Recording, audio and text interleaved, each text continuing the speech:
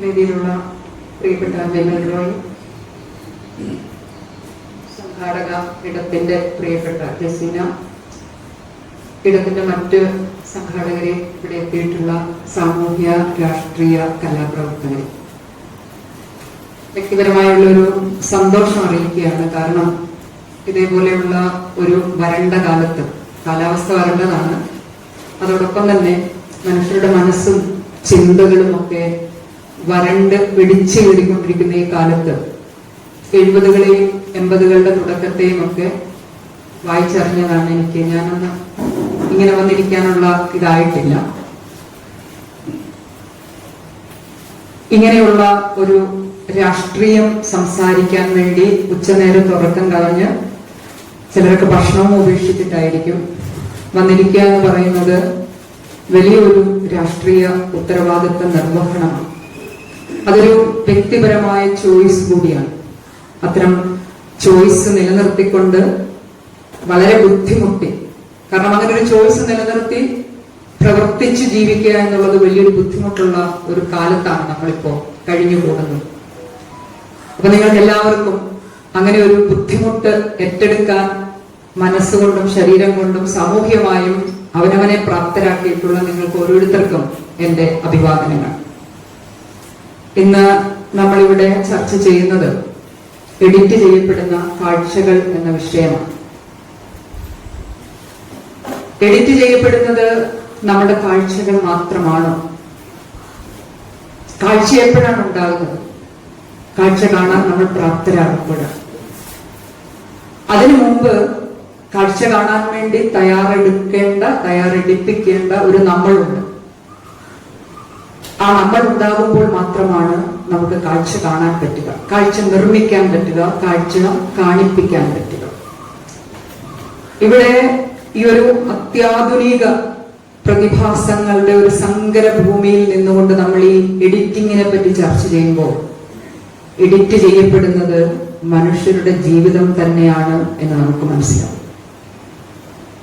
ജീവിതങ്ങളെ എഡിറ്റ് ചെയ്തുകൊണ്ടാണ് ഭരണകൂടങ്ങൾ നമ്മളോട് ചിലത് പറയുവാൻ താക്കീതെന്ന രൂപത്തിൽ ചില സൈനുകളും സിംബലുകളും പുറപ്പെടുവിച്ചുകൊണ്ടിരിക്കുന്നത്. എഡിറ്റിംഗ് എന്നൊക്കെ ഒരു വാക്ക് കേൾക്കുമ്പോൾ നമ്മൾ വിചാരിക്കും, നമ്മുടെ കുട്ടികളൊക്കെ ഇപ്പോൾ ഉപയോഗിക്കുന്നതാണ് അല്ലെ, യൂട്യൂബിൽ editing, short film editing, cinema editing. അങ്ങനെ ഒരു എഡിറ്റിംഗ് എന്ന് പറഞ്ഞാൽ സൗന്ദര്യവൽക്കരണമെന്നോ ആവശ്യമില്ലാത്തതൊക്കെ ട്രിം ചെയ്ത് കളയലോ എന്നൊക്കെയാണ് നമ്മൾ ധരിച്ചു വെച്ചിരിക്കുന്നത്. യഥാർത്ഥ എഡിറ്റിംഗ് അങ്ങനെയല്ല. യഥാർത്ഥ എഡിറ്റിംഗ് അതിന്റെ ആത്മാവിനെ എടുത്തു മാറ്റുക എന്നാണ്, കരള് പറിച്ചു മാറ്റിവെക്കുക എന്നുള്ളതാണ്, സത്തയെ അടർത്തി മാറ്റുക എന്നുള്ളതാണ്, കാണേണ്ടതിനെ മറച്ചു വെക്കുക എന്നുള്ളതാണ്, കേൾക്കേണ്ടതിനെ കേൾപ്പിക്കാതിരിക്കുക എന്നുള്ളതാണ്. ഇതെല്ലാ കാലത്തും ഉണ്ടായിരുന്നു. പക്ഷെ ഇതേപോലെ മനുഷ്യ ജീവിതങ്ങളെ ആപാത ചൂടം വിഴുങ്ങുന്ന, അല്ലെങ്കിൽ നമ്മൾ സഞ്ചരിക്കുന്ന ജീവിതത്തിന്റെ ഓരോ പന്ഥാവിലും നമുക്കതിനെ ഫേസ് ചെയ്യേണ്ടി വരുന്ന ഒരു ഫേസ് ടു ഫേസ് കോൺട്രഡിക്ഷൻ നിർമ്മിച്ചുകൊണ്ടിരിക്കുന്ന ഒരവസ്ഥ ഇതിനു മുമ്പ് ഉണ്ടായിരുന്നില്ല. അതിനൊരു വലിയ കാരണമുണ്ട്. അന്ന് ഇത്തരം എഡിറ്റിങ്ങുകൾ നടത്തിയിരുന്നത് നമ്മുടെ ചുറ്റുപാടുമുള്ളവരൊക്കെ തന്നെയായി, തദ്ദേശീയരായി, അല്ലെങ്കിൽ കൂടി വന്നു കഴിഞ്ഞാൽ നമുക്കറിയുന്ന കുറച്ചപ്പുറമുള്ള ഏതെങ്കിലുമൊക്കെ മേഖലകളിൽ പണിയെടുക്കുന്ന മനുഷ്യന്മാർ മാനുവലായിട്ടാണ് ഇത്തരം എഡിറ്റിങ്ങുകൾ നടത്തിയിരുന്നത്. അത് മാധ്യമങ്ങളിലൂടെയാകാം, സിനിമകളിലൂടെയാകാം, രാഷ്ട്രീയ പാർട്ടികളുടെ ഫേസിലൂടെയാകാം, പലതരത്തിലാകാം. പക്ഷെ ഇന്ന് അങ്ങനെയൊന്നുമല്ല. ഇന്ന് ആരാണ് ഈ എഡിറ്റ് ചെയ്യുന്നതെന്നും ആർക്കു വേണ്ടിയാണ് എഡിറ്റ് ചെയ്യുന്നതെന്നും ആരെ കൊണ്ടാണ് ഈ എഡിറ്റ് ചെയ്യിപ്പിക്കുന്നതെന്നും ആർക്കും അറിയില്ല. നമ്മുടെ മുമ്പിൽ 1-2 പേരുകളൊക്കെ ഉണ്ട്. മെറ്റ എന്നും ഗൂഗിൾ എന്നും ഒക്കെയുള്ള ആഗോള മാധ്യമ ഭീമന്മാരുടെ പേരുകൾ മാത്രമാണ് നമ്മുടെ മുന്നിലുള്ളത്. പക്ഷെ യഥാർത്ഥ വസ്തുത അന്വേഷിച്ചു പോകുമ്പോൾ നമുക്ക് ആരെയും കാണാൻ പറ്റില്ല, ഫിസിക്കലി ഒരാളെയും കാണാൻ പറ്റില്ല. അത്രയും ദുരൂഹമായ, അത്രയും സങ്കീർണമായ, സംഘർഷപൂരിതമായ ഒരു രാഷ്ട്രീയ യുദ്ധകളമാണ്, യുദ്ധഭൂമി എന്ന് തന്നെ വേണമെങ്കിൽ പറയാം ഈ എഡിറ്റിങ്ങിന്റെ വഴി അന്വേഷിച്ചു പോകുമ്പോൾ നമ്മൾ കാണുന്ന കാഴ്ചകൾ. സത്യത്തെയാണ് അവർ എഡിറ്റ് ചെയ്യുന്നത്. അപ്പൊ എന്താണ് സത്യം എന്നുള്ളൊരു ചോദ്യം വരും. അങ്ങനെ ഒരു വസ്തുതയുണ്ടോ? സത്യം എന്നൊരു വസ്തുതയുണ്ടോ? ശരിയാണ്, സത്യം എന്നൊരു വസ്തുതയൊന്നുമില്ല. എനിക്ക് എന്റെ സത്യം, നിങ്ങൾക്ക് നിങ്ങളുടെ സത്യം, മോദിക്ക് മോദിയുടെ സത്യം, പിണറായി വിജയൻ അയാളുടെ സത്യം. അങ്ങനെ ഓരോ മനുഷ്യർക്കും, ഓരോ പ്രസ്ഥാനങ്ങൾക്കും, ഓരോ ഐഡിയോളജിക്കും, ഓരോ മൂവ്മെന്റിനും അവർക്ക് അവരുടേതായ സത്യങ്ങളുണ്ട്. ശരിയാണ്. പക്ഷെ ചില വസ്തുതകളുണ്ട്, അത് വസ്തുനിഷ്ഠമാണ്. ചരിത്രത്തിൽ സംഭവിച്ച ചില കാര്യങ്ങളുണ്ട്, അത് വ്യക്തമാണ്. അതിനെയാണ് നമ്മൾ ശാസ്ത്രീയമായി സത്യം എന്ന് വേണമെങ്കിൽ പറയാവുന്നത്. ആരെന്ത് ജനിച്ചു, ഏത് സ്കൂളിൽ പഠിച്ചു, ഏത് കോളേജിൽ പഠിച്ചു, ഏത് പാർട്ടിയിൽ പ്രവർത്തിച്ചു, എത്രാം വയസ്സിൽ മുഖ്യമന്ത്രിയായി, ഏത് വയസ്സിൽ യുദ്ധം നയിച്ചു, ഏത് വയസ്സിൽ ക്യാപ്റ്റനായി, ഏത് റെജിമെന്റിൽ വർക്ക് ചെയ്തു, ഇതൊക്കെ ഫാക്ടാണ്, ഇതൊക്കെ സത്യമാണ്. ഈ സത്യങ്ങളെ എങ്ങനെ എഡിറ്റ് ചെയ്യാൻ പറ്റും? അവിടെയാണ് ചോദ്യം. ഇത് സത്യമാണെങ്കിൽ ഈ സത്യങ്ങളെ എങ്ങനെ എഡിറ്റ് ചെയ്യും? പക്ഷെ വേറെ ചില സത്യങ്ങളുണ്ട്. എനിക്ക് എന്റെ സത്യം, ഞാൻ രാവിലെ എഴുന്നേറ്റിരുന്നിട്ട് ഒരു ഫിക്ഷൻ നിർമ്മിക്കുകയാണ്. ശൈലജ എന്ന് പറയുന്ന വ്യക്തി റോയിമ്പ പറഞ്ഞ പോലെ അല്ല, വേറെ തരത്തിൽ ഞാൻ എന്റെ കഥ ഞാൻ ഫിക്ഷനൈസ് ചെയ്യുകയാണ്. ഞാൻ ഒരു സ്റ്റോറി ഉണ്ടാക്കി എഴുതിയിടുകയാണ്. അവിടെ സത്യം എത്ര പെർസെന്റ്, എത്ര ഫാബ്രിക്കേഷൻ, എത്ര ലോജിക്ക്, എത്ര യുക്തിരഹിതം, ഇതൊന്നും ആർക്കും ചോദിക്കാൻ പറ്റില്ല. കാരണം ഇതൊക്കെ എത്ര പെർസെന്റ് എന്ന് തിരിച്ചറിയാൻ പറ്റുന്ന യാതൊരു മെഷീൻ ഇതുവരെ കണ്ടുപിടിച്ചിട്ടില്ല, യാതൊരു വ്യവസ്ഥയും. സത്യം മൂന്നാല് തരത്തിലുണ്ട്. ഇതിൽ ഏതാണ് യഥാർത്ഥ സത്യം എന്നറിയാത്ത ഒരു സങ്കീർണാവസ്ഥയിലാണ് ജനങ്ങൾ പരക്കം പാഞ്ഞുകൊണ്ടിരിക്കുന്നത്. ഇത് കേരളത്തിലെ ഇന്ത്യയിലെയോ ജനങ്ങളുടെ മാത്രം പ്രശ്നമല്ല. ആഗോളമായി ഭരണകൂടങ്ങൾ നേരിടുന്ന ഒരു പ്രതിസന്ധിയാണ്, രാഷ്ട്രീയ പാർട്ടികൾ നേരിടുന്ന ഒരു പ്രതിസന്ധിയാണ്, കോർപ്പറേറ്റുകൾ നേരിട്ടുകൊണ്ടിരിക്കുന്ന പ്രതിസന്ധിയാണ്, സിനിമാ മേഖല നേരിടുന്ന പ്രതിസന്ധിയാണ്. എല്ലാവരും നേരിട്ടുകൊണ്ടിരിക്കുകയാണ്. ഈ സത്യം എന്താണ്? എങ്ങനെയാണ് ഈ സത്യത്തെ പുറത്തു കൊണ്ടുവരിക? കാരണം അത് യാതൊരുവിധ ആലോചനയും ഇല്ലാതെ എഡിറ്റ് ചെയ്യപ്പെട്ടുകൊണ്ടിരിക്കുകയാണ്, നിർമ്മാർജ്ജനം ചെയ്തുകൊണ്ടിരിക്കുകയാണ്, തമസ്കരിക്കപ്പെട്ടുകൊണ്ടിരിക്കുകയാണ്, നിഷ്കാസിതമായിക്കൊണ്ടിരിക്കുകയാണ്. ഇപ്പൊ ഇന്ത്യയിൽ കഴിഞ്ഞ കുറെ വർഷമായിട്ട് 2014 ശേഷം ഈ ഒരു പ്രവർത്തനം ദ്രുതഗതിയിലായി എന്നുള്ളതാണ് നമുക്കിത് ഗോചരമാകാൻ തുടങ്ങിയതിന്റെ കാരണം.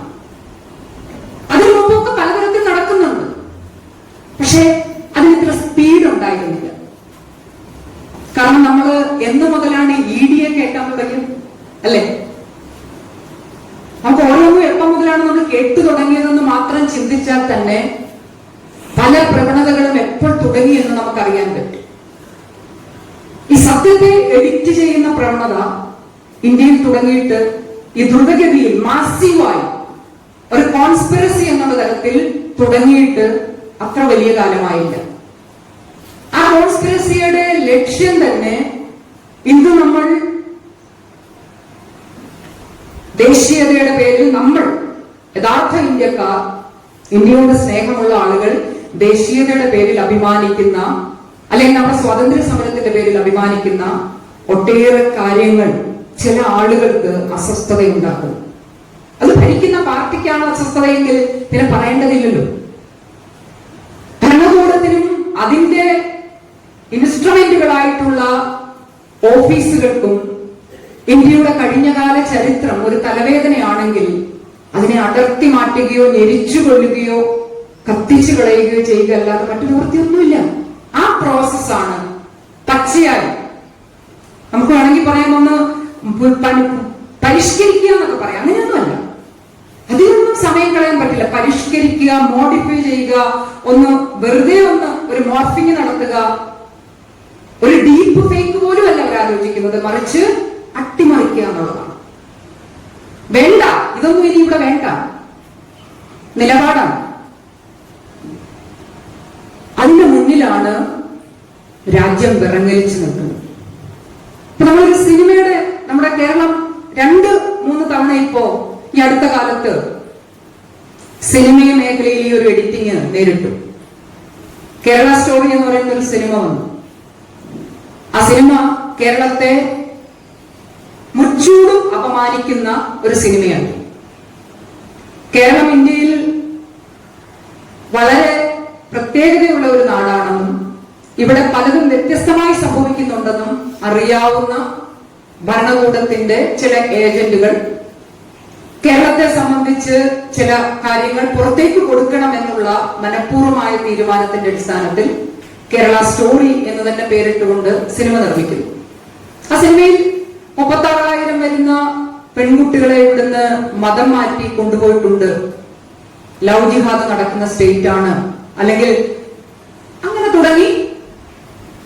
ഈ അടുത്ത ദിവസം മറ്റൊരു സാമൂഹ്യ പ്രവർത്തകൻ എന്ന് പറയപ്പെടുന്ന ഒരാൾ പ്രത്യേകമായ ഒരു ജില്ലയെ കോട്ട് ചെയ്തുകൊണ്ട് സംസാരിക്കാനൊക്കെ ഉണ്ടാകുന്ന കാരണം ഇത്തരം ചില ഭരണകൂട നിർദ്ദേശങ്ങൾ അഥവാ കൊടുക്കുന്ന ചില ധൈര്യം, ഭരണകൂടത്തിന് ആവശ്യമുള്ളതുപോലെ സംസാരിക്കുന്ന ഒട്ടേറെ മനുഷ്യന്മാർ നമ്മുടെ സമൂഹത്തിൽ ഇപ്പോൾ ഉണ്ടായിക്കൊണ്ടിരിക്കുകയാണ്. ഭരണകൂടത്തിന് തൃപ്തികരമായ രീതിയിൽ സംസാരിക്കുക, ഭരണകൂടം എന്താണോ ആഗ്രഹിക്കുന്നത് അത് അവർ പറയുന്നതിന് മുമ്പ് അങ്ങോട്ട് ചെയ്തു കാണിക്കുന്ന ചില ഭക്തർ, രാജാവിനേക്കാൾ രാജഭക്തിയുള്ളവർ, അങ്ങനെയുള്ള ആളുകളെ സംതൃപ്തിപ്പെടുത്തുന്ന തരത്തിലുള്ള ഒരു സിനിമ വന്നു.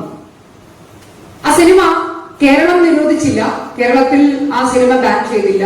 പക്ഷെ പശ്ചിമ ബംഗാളിൽ മമതാ ബാനർജി ആ സിനിമ ബാൻ ചെയ്തു. പക്ഷെ സുപ്രീം കോടതി ഒരാഴ്ചക്കുള്ളിൽ തന്നെ ആ ബാൻ ലിഫ്റ്റ് ചെയ്തു. ലിഫ്റ്റ് ചെയ്തുകൊണ്ട് പറഞ്ഞത് ഇന്ത്യയിലെ ഏതൊരു പൗരനും അവരുടെ സ്വതന്ത്രമായ സംസാരവും അവരുടെ എക്സ്പ്രഷനും മുന്നോട്ട് വയ്ക്കാനുള്ള റൈറ്റ് ഉണ്ട്. ഭരണഘടനയിൽ 19(1)A എന്ന് പറയുന്ന വകുപ്പ് ആവിഷ്കാര സ്വാതന്ത്ര്യം ഉറപ്പുവരുത്തുന്ന വകുപ്പാണ്. സുപ്രീം കോടതി ആ സിനിമയുടെ ബാൻ ഏതാനും ചില ദിവസങ്ങൾക്കുള്ളിൽ ലിഫ്റ്റ് ചെയ്തു. അത് കഴിഞ്ഞിപ്പോ അധിക നാളായിട്ടില്ല ഈ പറയുന്ന നമ്മുടെ കേരളം ഇപ്പോൾ നേരിട്ട ഒരു വലിയ പ്രത്യേക തരത്തിലുള്ള എഡിറ്റിംഗ്. ആ എഡിറ്റിംഗ് ഇന്ത്യയിൽ നിലനിൽക്കുന്ന സെൻസർഷിപ്പുമായിട്ടാണ് ബന്ധപ്പെട്ട് നിൽക്കുന്നത്. എന്താണ് സെൻസർഷിപ്പ്? സെൻസർഷിപ്പ് നമ്മുടെ എല്ലാത്തരം ഇന്റലക്ച്വൽ ആക്ടിവിറ്റിയെയും ക്രോസ് ചെക്ക് ചെയ്യുന്നതിനും അതിൽ ഏതെങ്കിലും തരത്തിൽ ഭരണകൂട വിരുദ്ധതയുണ്ടോ എന്ന് പരിശോധിച്ച് വേണ്ട രീതിയിലുള്ള സർട്ടിഫിക്കറ്റ് കൊടുക്കുന്നതിനുള്ള സംവിധാനം. അതിനായി നിയോഗിച്ചിട്ടുള്ള ബോർഡ് അവിടെ സമർപ്പിച്ച് അതിന്റെ അംഗീകാരം കിട്ടിയത് മാത്രമേ പൊതുജനങ്ങളുടെ സമക്ഷത്തേക്ക് കൊണ്ടുവരാൻ പറ്റൂ. ഈ പറയുന്ന സിനിമ എമ്പുരാൻ എന്ന സിനിമ ഈ പറയുന്ന ബോർഡിന് മുന്നിൽ, സെൻസർ ബോർഡിന് മുന്നിൽ കൊടുത്തു, കൃത്യമായി സെൻസർ ചെയ്തു, സർട്ടിഫിക്കറ്റ് കൊടുത്തു, തിയേറ്ററുകളിൽ പ്രദർശനത്തിനെത്തി. അതിനുശേഷം സ്വാഭാവികമായുണ്ടായ ഒരു പരിണാമം നമ്മൾ കണ്ടു. സിനിമയുടെ സംഘാടകരിൽ ചിലര് തന്നെ സ്വമേധയാ എഡിറ്റിംഗിലേക്ക് പോകുന്നു. ഇത് ഈ സെൻസർഷിപ്പിന്റെ ഏറ്റവും ക്രൂരമായ അല്ലെങ്കിൽ ഭീഷണമായ ഒരു അവസ്ഥയാണ്. ഈ സെൻസർഷിപ്പ് എന്ന് പറയുന്ന ഈ ഒരു വാക്ക് ഇന്നിപ്പോ സിനിമയ്ക്കോ സാഹിത്യത്തിനോ കവിതയ്ക്കോ പാട്ടിനോ നാടകത്തിനോ മാത്രമല്ല ഓരോ മനുഷ്യർക്കും ബാധകമായിരിക്കുകയാണ്. അത് ഓരോ മനുഷ്യരും ഏറ്റെടുക്കുകയാണ്. അതിന്റെ ഏറ്റവും കടുത്ത ഉദാഹരണമാണ് നമ്മൾ എമ്പുരാൻ സിനിമയുടെ എഡിറ്റിംഗിലൂടെ കണ്ടത്. എഡിറ്റിംഗ് പലതരത്തിലുള്ള എന്തിനാണ് എഡിറ്റിംഗ് നടത്തുന്നത്? ചിലപ്പോഴൊക്കെ ചിലതിനെ നിയന്ത്രിക്കാനാണ്. ചില കാര്യങ്ങൾ അത്ര കൈവിട്ട് പോകരുത് എന്ന് കണ്ട് ഒന്ന് നിയന്ത്രിക്കുക എന്നുള്ളതാണ്. മറ്റു ചിലപ്പോൾ അത് നിരോധിക്കാൻ വേണ്ടിയായിരിക്കും. അങ്ങനെ പുസ്തകങ്ങളും സിനിമകളും ഒക്കെ നിരോധിച്ച ചരിത്രം നമുക്കറിയാം. സൽമാൻ റുഷ്ദിയുടെ പുസ്തകവും തസ്മീന നസ്രീന്റെ പുസ്തകവും ഒക്കെ ഇന്ത്യയിൽ നിരോധിച്ചിട്ടുണ്ട്. സിനിമകൾ ചില പ്രത്യേക കാലത്തേക്ക് ബാൻ ചെയ്തിട്ടില്ല, നിയന്ത്രിതമായിട്ട് റെസ്ട്രിക്ഷൻ ഏർപ്പെടുത്തിയിട്ടുണ്ട്. പക്ഷെ ഇവിടെ കണ്ടത് അതിനും അപ്പുറത്തേക്കാണ്. ഈ നിയന്ത്രണവും ബാനും ഒക്കെ ഏർപ്പെടുത്തുന്നത് 2-3 കാര്യങ്ങളുടെ പേരിലാണ്. ഒന്ന് നാഷണൽ സെക്യൂരിറ്റി, നമ്മുടെ ദേശീയതയ്ക്ക് ഉണ്ടാകാൻ സാധ്യതയുള്ള ത്രെഡ്, അതിനെ ഉണ്ടാകാൻ സാധ്യതയുള്ള, അതിനെ ഡാമേജ് ചെയ്യുന്ന, അല്ലെങ്കിൽ അതിന് എന്തെങ്കിലും ആപത്ത് സംഭവിക്കുന്ന സാമൂഹിക സാഹചര്യം സൃഷ്ടിക്കാൻ സാധ്യതയുണ്ടെന്ന് തോന്നിയാൽ ആ കലാസൃഷ്ടിയെയോ എന്തുതരം രചനയായാലും അതിനെ നിയന്ത്രിക്കുകയോ ബാൻ ചെയ്യുകയോ ചെയ്യണമെന്നാണ് നിർദ്ദേശത്തിൽ പറയുന്നത്. മറ്റൊന്ന് പബ്ലിക് മൊറാലിറ്റിയാണ്. പൊതുജനങ്ങളുടെ എന്താ പറയുക, ഈ സദാചാര മൂല്യത്തിന് വേദന ഉണ്ടാക്കുന്നുണ്ടോ ഇല്ലയോ ഇത് പരിശോധിക്കുക. പൊതുജനത്തിന്റെ പേരിലാണ് പലപ്പോഴും ഈ എഡിറ്റിങ് നടക്കുന്നത് എന്നുള്ളതാണ്. അവരെ വിഷമിപ്പിച്ചു, ഇവരെ വിഷമിപ്പിച്ചു എന്ന് പറഞ്ഞുകൊണ്ട് ഭരണകൂടം വളരെ സ്മൂത്തായിട്ട് പല പല തൽപര കക്ഷികളുടെ പേരിൽ ഈ എഡിറ്റിംഗ് പല കാലത്ത് നടത്തിയിട്ടുണ്ട്. പബ്ലിക് മൊറാലിറ്റി അശ്ലീലമാണ്, അല്ലെങ്കിൽ അസംബന്ധമാണ്, അല്ലെങ്കിൽ സാമൂഹ്യ ക്രമത്തിന് ചേരുന്നതല്ല. നമ്മൾ വീടുകളിൽ നമ്മൾ പറയാറുണ്ട് അല്ലെ, സഭ്യതയ്ക്ക് പുറത്താണ്, അല്ലെങ്കിൽ കുടുംബത്തിൽ പറഞ്ഞവർക്ക് ഇത് പറ്റില്ല, അല്ലെങ്കിൽ ഫാമിലി ആയിട്ടുള്ളവർക്ക് ഇത് പറ്റില്ല എന്നൊക്കെയുള്ള വാക്കുകൾ നമ്മൾ ചെറിയ സർക്കിളിൽ നമ്മൾ ഉപയോഗിച്ച് വരാറുണ്ട്. ഭരണകൂടം ഉപയോഗിക്കുന്നതാണ് പബ്ലിക് മൊറാലിറ്റി. മറ്റൊന്നാണ് പൊളിറ്റിക്കൽ കൺട്രോൾ, രാഷ്ട്രീയമായി നിയന്ത്രിച്ചു നിർത്തുന്നതിന് വേണ്ടി, അല്ലെ ഭരണകൂടം നയിക്കുന്ന രാഷ്ട്രീയ പാർട്ടിക്ക് ആ വിഷയത്തിൽ അപ്രമാദിത്യം ഉണ്ടായിരിക്കുക, കൺട്രോൾ ഉണ്ടായിരിക്കുക. അവരിഷ്ടപ്പെടാത്ത കാര്യങ്ങളൊന്നും ആ രാജ്യത്തെ ഒരു പൗരന്റെ വായിൽ നിന്നോ കയ്യിൽ നിന്നോ സംഭവിക്കാതിരിക്കുക എന്ന കാര്യത്തിൽ ഉറപ്പുവരുത്തുക. അതാണ് പൊളിറ്റിക്കൽ കൺട്രോൾ. ഇങ്ങനെ മൂന്ന് കാര്യം എപ്പോഴും ഈ സെൻസർഷിപ്പിൽ പരിശോധിക്കപ്പെടാറുണ്ട്. ഇതൊക്കെ കഴിഞ്ഞ് ഈ അടുത്ത കാലത്ത് മാത്രം തുടങ്ങിയ ഒരു പ്രാക്ടീസാണ് സെൽഫ് സെൻസറിങ്. വ്യക്തികൾ സ്വയം സെൻസറിങ്ങിലേക്ക് പോകുന്നു. അഥവാ ഓർഗനൈസേഷനുകൾ, രാഷ്ട്രീയ പാർട്ടികൾ, ചെറിയ ചെറിയ കൂട്ടായ്മകളൊക്കെ സ്വയം സെൻസറിങ്ങിൽ ഏർപ്പെടുന്നു. ആരും പറഞ്ഞിട്ടൊന്നുമല്ല. അതുതന്നെയാണ് എംപുരാൻ സിനിമയുടെ പിന്നണി പോരാളികളൊക്കെ പറഞ്ഞത്. അവരെ കേരള സമൂഹം വാനോളം പുകഴ്ത്തി. കേമന്മാരാണ്, മിടുക്കന്മാരാണ്, വലിയ അത്ഭുതമാണ് ചെയ്തത്, അതിനുള്ള ആർജവം ഉണ്ടായി, ധൈര്യം ഉണ്ടായി എന്നൊക്കെ നമ്മൾ പുകഴ്ത്തി എല്ലാവരും. പക്ഷേ വളരെ പതിയെ ഈ ഇങ്ങനെ അലിവില്ലാതാകുന്നത് പോലെയാണ് ആ സിനിമയുടെ അണിയറ പ്രവർത്തകർ സൈലന്റ് ആയിട്ട് ചിത്രത്തിൽ നിന്ന് വാനിഷായത്. ശ്രദ്ധിച്ചിട്ടുണ്ടാവും. ഒരു ഐസ് ഇങ്ങനെ, ഒരു ഐസ്ക്രീം ഒരിടത്ത് വെച്ചാൽ എങ്ങനെയാണോ ഒലിച്ച് ഇല്ലാതാവുക, അതേപോലെ അവർ അപ്രത്യക്ഷരായി. പിന്നെ മറ്റു ചിലർ വന്നിട്ടാണ് പറഞ്ഞത് ആരെയും വിഷമിപ്പിക്കാതിരിക്കാൻ വേണ്ടി. ഇതും ഒരു പ്രധാന ഘടകമാണ്, നിങ്ങൾ ഓർത്തുവെക്കേണ്ടതാണ്. ഇന്ന് ഭരണകൂടങ്ങൾ നിങ്ങളുടെ പബ്ലിക് മൊറാലിറ്റി എന്ന് പറഞ്ഞതുപോലെ തന്നെ വ്യക്തികളെ വിഷമിപ്പിക്കാൻ പാടില്ല. വസ്തുതകളുടെയും വസ്തുനിഷ്ഠമായ സാഹചര്യങ്ങളുടെയും പുറത്ത് കാര്യങ്ങളെ വിലയിരുത്തുന്നതിനപ്പുറത്തേക്ക് വ്യക്തികളുടെ വിശ്വാസങ്ങളും ആചാരങ്ങളും അവരുടെ വികാരങ്ങളും പരിഗണിക്കുന്ന ഒരു രാഷ്ട്രീയ കാലാവസ്ഥ. അതിന് ഭരണകൂടത്തിന്റെ പിന്തുണയാണ്. ഭരണകൂടം അത് തന്നെയാണ് പ്രമോട്ട് ചെയ്യുന്നത്. അതുകൊണ്ടാണ് അതിന്റെ ഏറ്റവും അവസാനത്തെ തെളിവാണ് ഈ സിനിമയുടെ അണിയറ പ്രവർത്തകർ പറഞ്ഞ വാചകം. നിങ്ങൾ ശ്രദ്ധിച്ചാൽ, ആരെങ്കിലും വേദനിച്ചിട്ടുണ്ടെങ്കിൽ അവരോടെല്ലാം മാപ്പ് ചോദിക്കും. കാരണം ഇതൊരു ഭരണകൂട തന്ത്രമാണ്. വ്യക്തികളുടെ ഇമോഷനെ പരിരക്ഷിക്കുക. ദേശീയതയുടെയും രാജ്യസ്നേഹത്തിന്റെയും പേരിൽ ഇവിടെ ലോകം മുഴുവനും പ്രശ്നമുണ്ടാക്കുന്ന ആളുകൾ, പക്ഷേ വ്യക്തികളുടെ വിശ്വാസം, വ്യക്തികളുടെ ഇമോഷൻ, ഇതിനാണ് പ്രാധാന്യം കൊടുക്കുന്നത്. അത് തന്നെ മുഖവിലേക്ക് എടുത്തുകൊണ്ട് ആ സിനിമയുടെ അണിയറ പ്രവർത്തകർ അങ്ങനെ തന്നെയുള്ള വാചകം ഫ്രെയിം ചെയ്ത് മാപ്പ് ചോദിച്ചു. ഈ സെൽഫ് സെൻസറിംഗ് ആണ് ഏറ്റവും അപകടകരമായ ഒന്ന്. ഭരണകൂട സെൻസറിംഗ് നടക്കുന്നിടത്ത് എല്ലായിടത്തും നമ്മൾ ഇതുവരെയുള്ള കാലത്ത് നാടകം നിരോധിച്ചപ്പോഴും, നാടകക്കാരെ ജയിലിലിട്ടപ്പോഴും, സിനിമയ്ക്കെതിരെ തിയേറ്റർ കത്തിച്ചപ്പോഴും, സിനിമ നിരോധിച്ചപ്പോഴും, പുസ്തകങ്ങൾ കത്തിച്ചപ്പോഴും ഒക്കെ സംഘം ചേർന്നാണ് ആളുകൾ തെരുവിലിറങ്ങുകയും ക്യാമ്പസുകളിൽ വിദ്യാർത്ഥികൾ ഒറ്റക്കെട്ടായി ഒച്ചയുണ്ടാക്കുകയും എഴുത്തുകാരും സാമൂഹ്യ സാംസ്കാരിക പ്രവർത്തകരും അതിനെതിരെ പ്രതികരിക്കുകയും ഒക്കെ ചെയ്തത്. പക്ഷെ ഈ സെൽഫ് സെൻസറിങ്ങിലേക്ക് പോകുമ്പോൾ എല്ലാ ആളുകളും നിശബ്ദരാകുകയാണ്. വ്യക്തികൾ മാത്രമല്ല, സാമൂഹ്യ സംഘടനകൾ, മൂവ്മെന്റുകൾ, രാഷ്ട്രീയ പാർട്ടികൾ എല്ലാവരും സൈലന്റ് ആകുന്നു. അവരവരെ സെൻസർ ചെയ്യുകയാണ്. ഞാൻ ഈ കാര്യത്തിൽ മിണ്ടേണ്ടതില്ല, ഞാൻ ഈ കാര്യത്തിൽ പ്രതികരിക്കേണ്ടതില്ല, മിണ്ടാതിരിക്കുന്നതാണ് ഉത്തമം. ആ തരത്തിലേക്കുള്ള ഒരു രാജ്യത്തിന്റെ അടിത്തറയെ ആകെ ഇല്ലാതാക്കുന്ന തരത്തിലേക്ക് ഒരു രാജ്യത്തെ ജനങ്ങളെ മുഴുവനും സെൽഫ് സെൻസറിങ്ങിലേക്ക് കൊണ്ടുപോകുന്ന ഏറ്റവും സെൻസറിങ് എന്ന് പറയുന്ന ആ വാക്കിലെ ഏറ്റവും അവസാനത്തെ സൈലന്റ് കില്ലിംഗ് എന്നൊക്കെ പറയുന്നത്, അതിന്റെ പ്രാക്ടീസാണ് ഇന്ന് ഇന്ത്യയിലും കേരളത്തിലും നടന്നുകൊണ്ടിരിക്കുന്നത്. അപ്പൊ നമ്മള് ഒരു സിനിമയുടെ എഡിറ്റിങ്ങിനെ കുറിച്ച് കേരളത്തിൽ ചർച്ച ചെയ്തിരിക്കുമ്പോഴാണ് ഇന്നലെ മറ്റൊരു സിനിമ ഇന്ത്യയിൽ റിലീസ് ചെയ്യേണ്ടിയിരുന്നതാണ്. ആ സിനിമ റിലീസിങ് തടഞ്ഞു.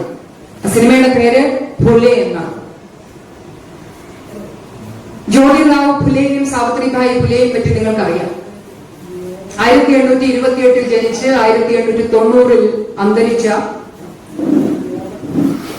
ജ്യോതിറാവു ഫുലെ, ജ്യോതിബായി എന്നും അറിയപ്പെടും. അദ്ദേഹം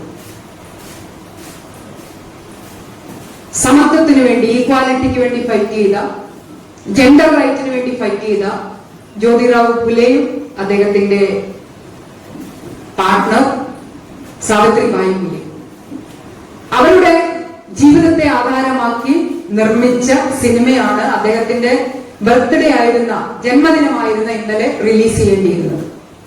പക്ഷേ ആ സിനിമയെ ബ്രാഹ്മൺ സഭ തടഞ്ഞു. ആ സിനിമ പ്രദർശിപ്പിക്കാൻ കഴിയില്ല. അവരാവശ്യപ്പെട്ട കാര്യങ്ങൾ എഡിറ്റ് ചെയ്തിട്ട് വേണമെങ്കിൽ ഈ മാസം 25-ാം തീയതി റിലീസ് ചെയ്യും. അവരെന്തൊക്കെയാണ് എഡിറ്റ് ചെയ്യാൻ പറഞ്ഞതെന്ന് കേട്ടാലാണ്, എമ്പുരാനിൽ എന്തൊക്കെയാണോ പറഞ്ഞത് അതുമായി നമുക്കിതിനെ കമ്പയർ ചെയ്ത് നോക്കിയാൽ ആധുനിക ഇന്ത്യയിൽ നടക്കുന്ന എഡിറ്റിങ്ങിനെ കുറിച്ചുള്ള ഒരു ചെറിയ പിക്ചർ നമുക്ക് കിട്ടും. അവരാവശ്യപ്പെട്ടത് കാസ്റ്റ് സിസ്റ്റത്തെ പറ്റി ആ സിനിമയിൽ ഒരു വോയിസ് ഓവർ ഉണ്ട്, അത് എഡിറ്റ് ചെയ്യണം. മഹർ എന്ന ജാതിയെ പറ്റി പരാമർശമുണ്ട്, അത് എഡിറ്റ് ചെയ്യണം.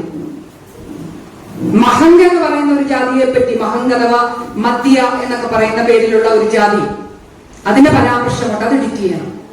ഇത് രണ്ടും മഹാരാഷ്ട്രയിലെ ഒന്നാമതും രണ്ടാമതുമായിട്ടുള്ള ദളിത് ജനവിഭാഗങ്ങളെ പ്രതിദാനം ചെയ്യുന്ന കാസ്റ്റുകളാണ്. ഈ കാസ്റ്റിന്റെ പരാമർശം ആ സിനിമയിൽ നിന്ന് എഡിറ്റ് ചെയ്യണം. പേഷ്വായി എന്ന് പറയുന്ന ഒരു ജാതിയെ പറ്റി പരാമർശിക്കുന്നുണ്ട്, അവിടുത്തെ ഉന്നത കുലജാതരെ കുറിച്ച്, അവരുടെ പേരും ഒഴിവാക്കണം. മാത്രമല്ല, മനുവിന്റെ കാസ്റ്റ് സിസ്റ്റത്തെ പറ്റി പ്രതിപാദിക്കുന്ന ചില സീനുകളുണ്ട്, അതും ഒഴിവാക്കണം. ഞാൻ ആദ്യമേ പറഞ്ഞില്ലേ, ആത്മാവാണ് ഒഴിവാക്കാൻ ആവശ്യപ്പെടുന്നത്. ആരായിരുന്നു ജ്യോതിറാവു ഫുലെ? അദ്ദേഹം നടത്തിയ പോരാട്ടം, നമ്മൾ അംബേദ്കറെ പറ്റി സംസാരിക്കുമ്പോൾ ജാതി രാഷ്ട്രീയത്തെ കുറിച്ചും ദളിതരുടെ സാമൂഹ്യ അവകാശങ്ങളെ കുറിച്ചും അവരുടെ സമൂഹത്തിലുള്ള പദവിയെ കുറിച്ചും അംബേദ്കർ പറഞ്ഞ എല്ലാ കാര്യങ്ങളും നമുക്ക് എല്ലാവർക്കും അറിയാം. പക്ഷെ അംബേദ്കർ ജനിക്കുന്നതിന് 1 വർഷം മുൻപ് അന്തരിച്ച ജ്യോതിറാവു ഫുലെ എന്ന് പറഞ്ഞത്, equality is not a privilege, it is a birthright. സമത്വമാരുടെയും ഔദാര്യമല്ല, അതൊരു പദവിയല്ല ദാനമായി കിട്ടാൻ, അതൊരു അവാർഡല്ല, അത് ജന്മാവകാശമാണ്. അദ്ദേഹം മരിച്ച തൊട്ടടുത്ത വർഷമാണ് അംബേദ്കർ ജനിച്ചത്. അംബേദ്കർ മഹാരാഷ്ട്രയിൽ നിന്ന് അതിന്റെ തുടർച്ചയാണ് നടത്തിയത്. അദ്ദേഹം ഈക്വാളിറ്റിക്ക് വേണ്ടിയും സമത്വത്തിനു വേണ്ടിയും ലിംഗസമത്വത്തിന് വേണ്ടിയും മനുഷ്യരുടെ സമത്വത്തിന് വേണ്ടിയും മനുഷ്യരുടെ ഇടയിലുള്ള സമത്വത്തിനു വേണ്ടിയും പോരാടിയ മഹാത്മാവാണ് മഹാത്മാ ജ്യോതിറാവു ഫുലെ. അദ്ദേഹത്തിന്റെ ബയോപിക് എന്ന് പറയാവുന്ന അദ്ദേഹത്തിന്റെ പാർട്ണർ സാവിത്രിബായി ഫുലെ, സാവിത്രിബായി ഫുലെയുടെ പേരിൽ മഹാരാഷ്ട്രയിലുള്ള വിദ്യാഭ്യാസ മുന്നേറ്റവും അവരുടെ പേരിലുള്ള സ്കൂളും അതിന്റെ ചരിത്രമൊക്കെ നിങ്ങൾക്കറിയാം.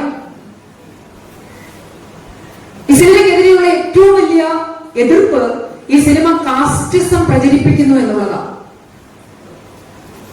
എന്ന് പറഞ്ഞാൽ 19-ാം നൂറ്റാണ്ടിൽ കാസ്റ്റിസത്തിനെതിരെ പ്രവർത്തിച്ച രണ്ട് മഹാത്മാക്കളെ പറ്റിയുള്ള സിനിമ പറയുമ്പോൾ ആ കാലത്തെ സവർണ മേധാവികളെ പറ്റി ഇന്ന് അവരുടെ പ്രതിനിധികളായിട്ടുള്ളവർക്ക് എന്തുമാത്രം വേദനിക്കുന്നുണ്ട് എന്ന് നോക്കൂ. അപ്പൊ ഈ പറയുന്ന പേഷ്വായി എന്നൊക്കെ പറയുന്ന ആളുകളുടെ പിന്തലമുറക്കാർ വളരെ കുറവാണിപ്പോൾ.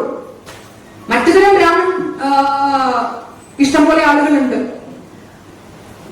പക്ഷെ അവരുടെ വേദനയാണ് പ്രധാനം. അവരുടെ പേര് പോലും ഉച്ചരിക്കാൻ പാടില്ല. അവരുടെ പേര് ഉച്ചരിക്കുമ്പോൾ ഒരു ചരിത്ര കാലഘട്ടത്തിൽ അവർ നടത്തിയ ക്രൂരമായ മനുഷ്യപീഡനം, അവഹേളനം, നിന്ന, മനുഷ്യരെ മനുഷ്യരായി കാണാതെ മൃഗങ്ങളായി പോലും കാണാതെ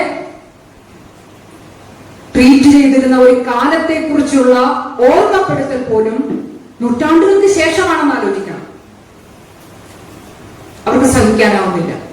പിന്നെ എങ്ങനെ 2002 റയട്ട് നിങ്ങൾ സിനിമയിൽ കാണിച്ചാൽ എങ്ങനെ സഹിക്കും? ആധുനിക കാലത്ത് കത്തിയും കടാരയും എടുത്തുകൊണ്ട് ഒരു കൂട്ടം നിരാലംബരായ, വീട് വിട്ടോടിയ നിരാലംബരായ മനുഷ്യർക്ക് നേരെ നടത്തിയ അതിക്രൂരമായ മനുഷ്യത്വരഹിതമായ പീഡനം സ്ക്രീനിൽ കാണുമ്പോൾ ചെയ്തവർ പോലും തളർന്നു പോവുക എന്ന് പറയുന്നത് സ്വാഭാവികമാണ്.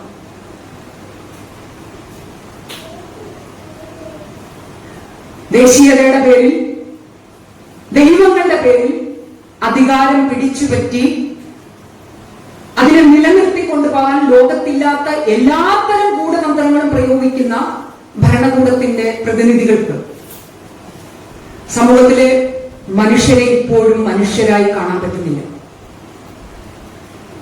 എഡിറ്റിംഗ് തുടർന്നുകൊണ്ടേയിരിക്കുകയാണ്. ഞാൻ സൂചിപ്പിച്ചു, മനുഷ്യനെയാണ് അവർ എഡിറ്റ് ചെയ്തുകൊണ്ടിരിക്കുന്നത്. ഇന്ത്യയിലുള്ള ആദിവാസി ഗോത്ര സമൂഹങ്ങളുടെ കണക്കുകൾ നിങ്ങൾ പരിശോധിച്ചാൽ നിങ്ങൾക്കത് മനസ്സിലാകും. മനുഷ്യരെ എങ്ങനെയാണ് എഡിറ്റ് ചെയ്യുന്നത്, ഏതർത്ഥത്തിലാണ് മണ്ണിന്റെ അവകാശം ചോദിക്കുന്നവരെ, വിദ്യാഭ്യാസത്തിന്റെ അവകാശം ചോദിക്കുന്നവരെ, തൊഴിലിന്റെ അവകാശം ചോദിക്കുന്നവരെ, കിടക്കാൻ കൂര വേണമെന്നുള്ള ഫണ്ടമെന്റൽ റൈറ്റ്, ആ അവകാശം ചോദിക്കുന്നവരെയൊക്കെ എങ്ങനെയാണ് എഡിറ്റ് ചെയ്ത് ഇല്ലാതാക്കുന്നത്? ഗുജറാത്ത് റൈറ്റിൽ ഗോദരയിൽ 59 പേരും, വെസ്റ്റ് ബേക്കറി അടക്കമുള്ള ഗുജറാത്ത് റൈറ്റിൽ 1500-ലധികം വരുന്ന മനുഷ്യരെയും അടിച്ചൊട്ട് കത്തിച്ചും കുത്തിക്കീറിയും എഡിറ്റ് ചെയ്ത് കളഞ്ഞു. നോട്ട് നിരോധനത്തിൽ എത്ര പേരെയാണ് എഡിറ്റ് ചെയ്തത്? എത്ര ദരിദ്രരെയാണ് എഡിറ്റ് ചെയ്ത് ഇല്ലാതാക്കിയത്? എത്ര ശവങ്ങളാണ് റെയിൽ പാളത്തിൽ വെട്ടിമുറിച്ച് ഉപേക്ഷിക്കപ്പെട്ട് കണ്ടത്? എഡിറ്റ് ചെയ്ത് ഉപേക്ഷിച്ചതാണ്. ഡൽഹിയിൽ കഴിഞ്ഞതിന് മുന്നത്തെ ശൈത്യകാലത്ത് നടന്ന സമരത്തിന്റെ തുടർച്ചയായി ബുൾഡോസറും JCBയും കൊണ്ടുപോയി എത്ര പേരെയാണ് എഡിറ്റ് ചെയ്ത് കളഞ്ഞത്? ഈ എഡിറ്റിംഗ് എന്ന പ്രോസസ് മനുഷ്യരിൽ വിഹുലമായ കാഴ്ചകൾ നിർമ്മിച്ചുകൊണ്ടിരിക്കുക.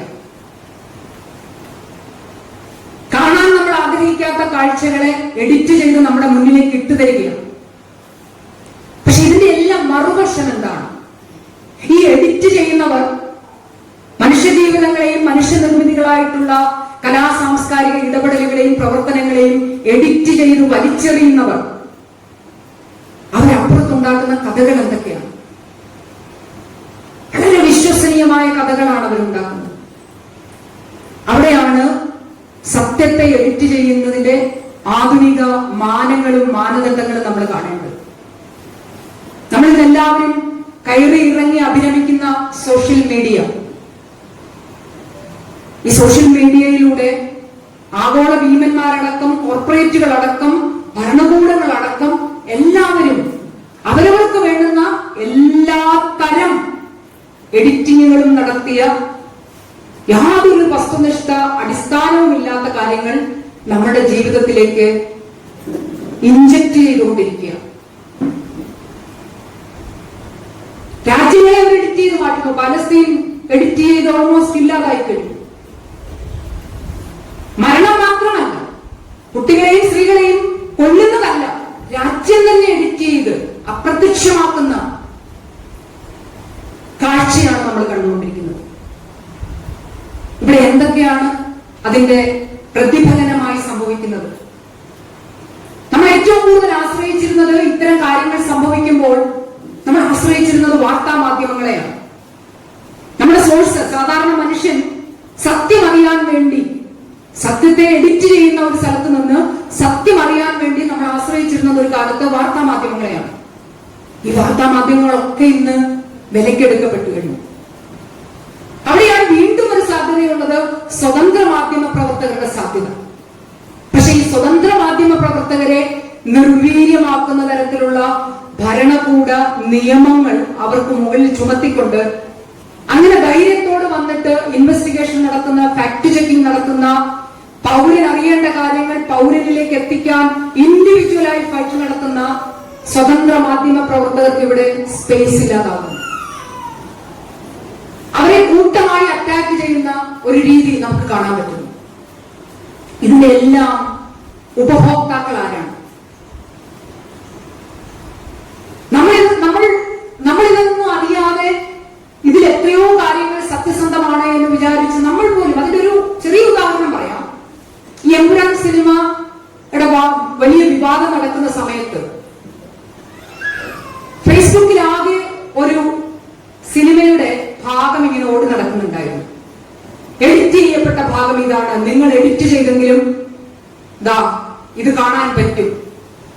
വളരെ പുരോഗമന ചേരിയിൽ നിൽക്കുന്ന, അല്ലെങ്കിൽ എമ്പുരാൻ സിനിമയ്ക്കുണ്ടായ ഈ പറയുന്ന എഡിറ്റിങ്ങിനെ എതിർക്കുന്ന, ഇന്ത്യൻ ഭരണകൂടത്തിനെ എതിർത്തുകൊണ്ടിരിക്കുന്ന പല ആളുകളും ആ സിനിമയുടെ കഷ്ണം ഷെയർ ചെയ്യുന്നത് കണ്ടു. ധാരാളം ആളുകൾ ഷെയർ ചെയ്തു. അതാണ് ഈ ഒരു തന്ത്രത്തിന്റെ മാജിക്. ആ സിനിമയുടെ പീസ് എവിടെ വന്നതാണ്?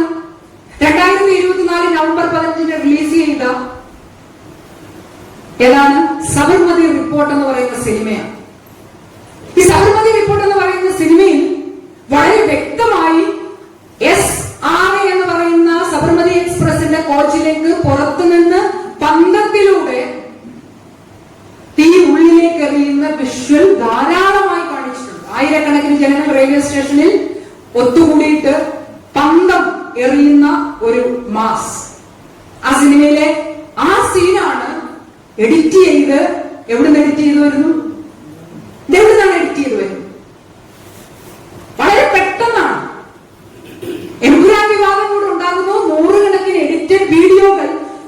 അതാണോ ഇതെന്ന് വർണ്ണ്യത്തിൽ ആശങ്ക ഉൾപ്രേക്ഷാക്കിയാലും ഒറ്റ ആൾപ്പോലും സംശയമില്ല, എല്ലാവരും ഷെയർ ചെയ്യുകയാണ്. നമ്മൾ പലരും ഷെയർ ചെയ്തു, ഭീകരമായി ഷെയർ ചെയ്തു. ഞാൻ വ്യക്തിപരമായി ചില ആളുകളോട് വിളിച്ചു പറഞ്ഞു, നിങ്ങളത് ഷെയർ ചെയ്യരുത്, അത് ഗുജറാത്ത് കലാപം മുസ്ലിങ്ങൾ നിർമ്മിച്ചതാണ് എന്ന് നിർമ്മിതമായ ഒരു സിനിമയാണ്. ആ സിനിമയുടെ പീസാണ് ഇതിന് ബദൽ, ഇതാണ് എഡിറ്റ് ചെയ്ത പോർഷൻ എന്ന് പറഞ്ഞ് പ്രചരിപ്പിക്കുന്നു. നമ്മൾ പോലും കബളിപ്പിക്കപ്പെടുന്നു. നമ്മൾ വളരെ പുരോഗമനപരമായി ചിന്തിക്കുന്നവർ, പ്രോഗ്രസീവായി ആലോചിക്കുന്നവർ, അത്തരം ചർച്ചകളിൽ ഏർപ്പെടുന്നവർ, അത്തരം സിനിമകൾ കാണുന്നവർ, ഇത്തരം കാര്യങ്ങൾക്കെതിരെ നിലകൊള്ളുന്നവർ, നമ്മൾ പോലും അറിയാതെ നമ്മളിലേക്ക് കടന്നു വരുന്ന ഈ ഒരു എഡിറ്റിംഗ് ആലോചിച്ചാൽ ഭയം തോന്നും. അതിഭീകരമാണ്, അതിസൂക്ഷ്മമാണ് ഈ ഒരു പ്രോസസ് മനുഷ്യരിലേക്ക് എത്തുന്ന രീതി. നമ്മൾ വളരെ കൂളായിട്ടാണ്, നമുക്കൊന്നും അറിയില്ല, നമ്മൾ പലതും വളരെ വിശ്വസനീയമായിട്ടാണ്. അതാണ് അതിന്റെ ഒരു തന്ത്രം. വിശ്വസിപ്പിക്കുക എന്നുള്ളതാണ് ഫാക്ട് എഡിറ്റിംഗിന്റെ ഒരു തന്ത്രം. നമുക്കൊരിക്കലും സംശയം തോന്നില്ല, നമ്മൾ അത് സത്യമാണെന്ന് മാത്രമേ വിശ്വസിക്കുള്ളൂ. മറ്റൊന്ന്, ഏറ്റവും കൂടുതൽ വളരെ ഇമോഷണൽ ആയിട്ടുള്ള കാര്യങ്ങളായിരിക്കും എഡിറ്റ് ചെയ്തു വരുന്നത്. അത് നമുക്കും നിങ്ങൾക്കും ഒരു പ്രത്യേക സമൂഹത്തിനും ഒക്കെ പലപ്പോഴും താല്പര്യമുള്ള വിഷയങ്ങൾ. ഇതൊക്കെ എന്തിനു വേണ്ടിയാണ് നടക്കുന്നത്? ഇത് നടക്കുന്നത് ഭരണകൂടത്തിന്റെ നിലനിൽപ്പിന് വേണ്ടി, ഭരണ തുടർച്ചയ്ക്ക് വേണ്ടി. അവരാഗ്രഹിക്കുന്ന ഐഡിയോളജിക്കൽ എക്സ്പാൻഷന് വേണ്ടി. നിർമ്മിക്കലാണെങ്കിൽ അങ്ങനെ, രാമജന്മഭൂമി പിടിച്ചെടുക്കലാണെങ്കിൽ അങ്ങനെ, ക്ഷേത്രം നിർമ്മിക്കലാണെങ്കിൽ അങ്ങനെ, എന്തുമാകട്ടെ ഇതിനൊക്കെ ഓരോ കാലഘട്ടത്തിൽ അനുയോജ്യമായ ഓരോ തരം എഡിറ്റിംഗ് വേർഷൻസ് നമ്മുടെ മുന്നിലേക്ക് എത്തിയിട്ടുണ്ട്. പലപ്പോഴും നമ്മൾ അതിലൊന്ന് വീട് പോയിട്ടുമുണ്ട്. അതാണ് അതിന്റെ ഏറ്റവും വലിയ ഒരു ദുഃഖകരമായ അവസ്ഥ. ഇവിടെയാണ് നമ്മുടെ മാധ്യമങ്ങൾ ജനങ്ങൾക്കൊപ്പമല്ല ഭരണകൂടത്തിനൊപ്പം നിലനിൽക്കുന്നതിന്റെ ഏറ്റവും ആപൽക്കരമായ അവസ്ഥ.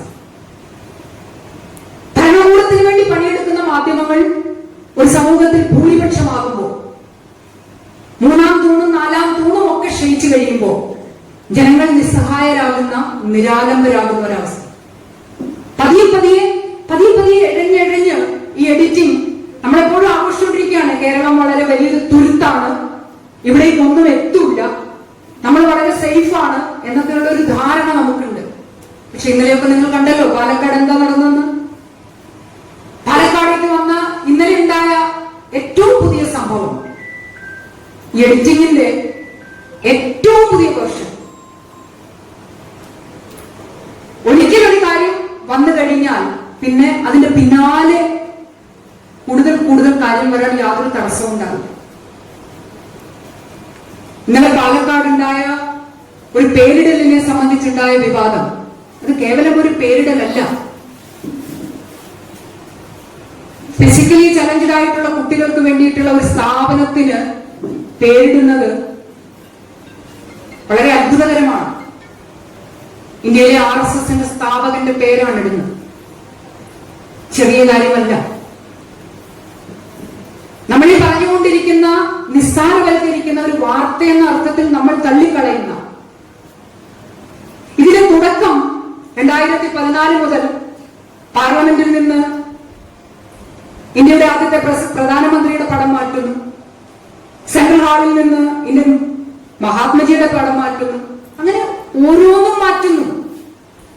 പാർലമെന്റ് മന്ദിരം പുതുക്കി പണിയുന്നു, അതിനടിയിലൂടെ അണ്ടർഗ്രൗണ്ട് പണിയുന്നു, പിന്നെ ശൂലമേന്തിയുള്ള പൂജ പാർലമെന്റിൽ നടത്തുന്നു, കൊടിമര ഘോഷം നടത്തുന്നു, അയോധ്യയിൽ ക്ഷേത്രം പണിയുന്നു, അവിടെ പ്രധാനമന്ത്രി പോയി നിന്ന് പൂജ നടത്തുന്നു.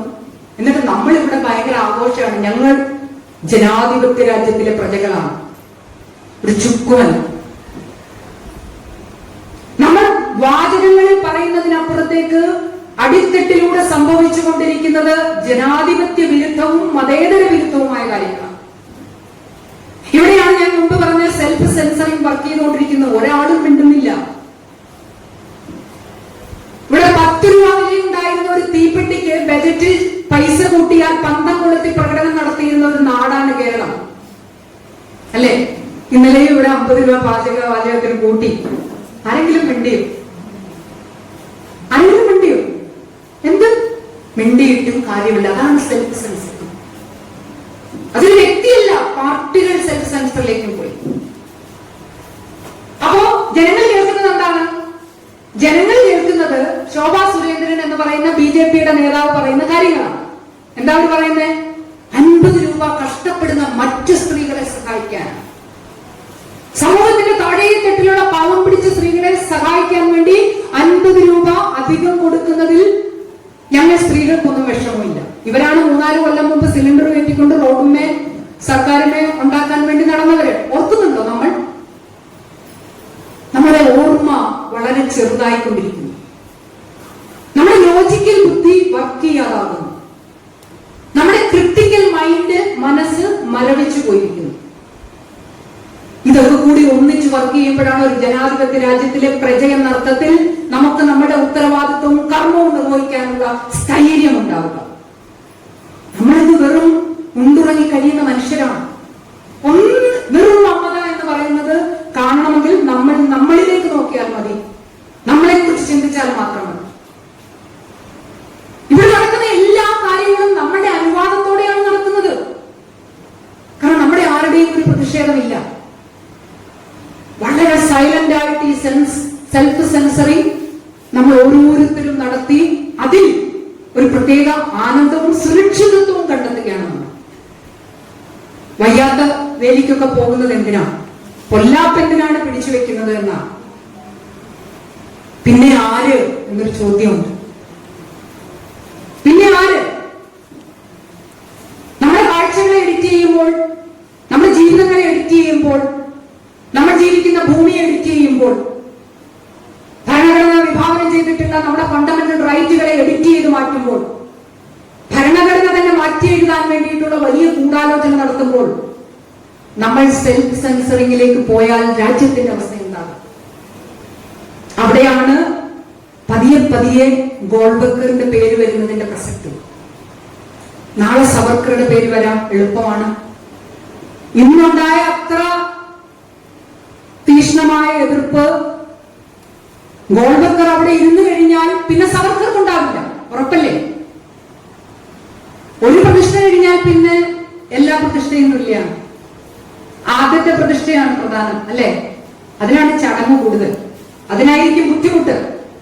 കാരണം ആദ്യത്തെ പ്രതിഷ്ഠയ്ക്ക് ക്ഷേത്രം പണിയണം, രണ്ടാമത്തെ പ്രതിഷ്ഠ അതിന്റെ ഭാഗമായിട്ട് കുടിയിരുത്തിയാൽ മതി.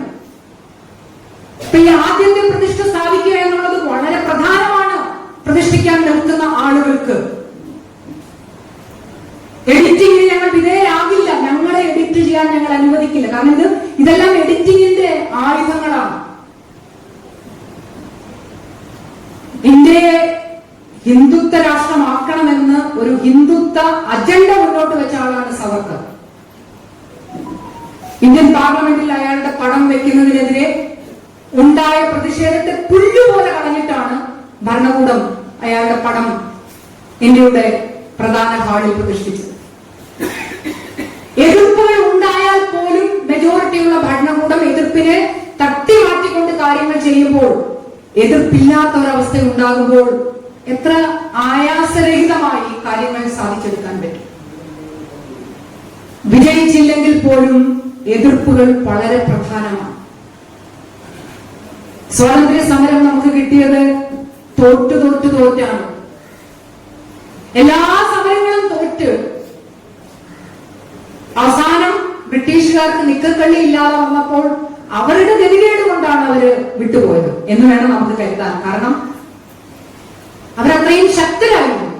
രണ്ടാം ലോക മഹായുദ്ധത്തിന് ശേഷം അവരുടെ സമ്പത്ത് ക്ഷയിച്ച് അവർക്ക് കുറച്ച് പ്രശ്നങ്ങൾ മറ്റിടങ്ങളിൽ നിന്ന് നേരിട്ടതിന്റെയും കൂടി പശ്ചാത്തലത്തിൽ ഇനിയും ഇവിടെ പിടിച്ചു നിന്നാൽ തടി കേടാകും എന്ന് തോന്നിയിട്ട് അവർ വിട്ടുപോകാൻ തയ്യാറായതാണ്.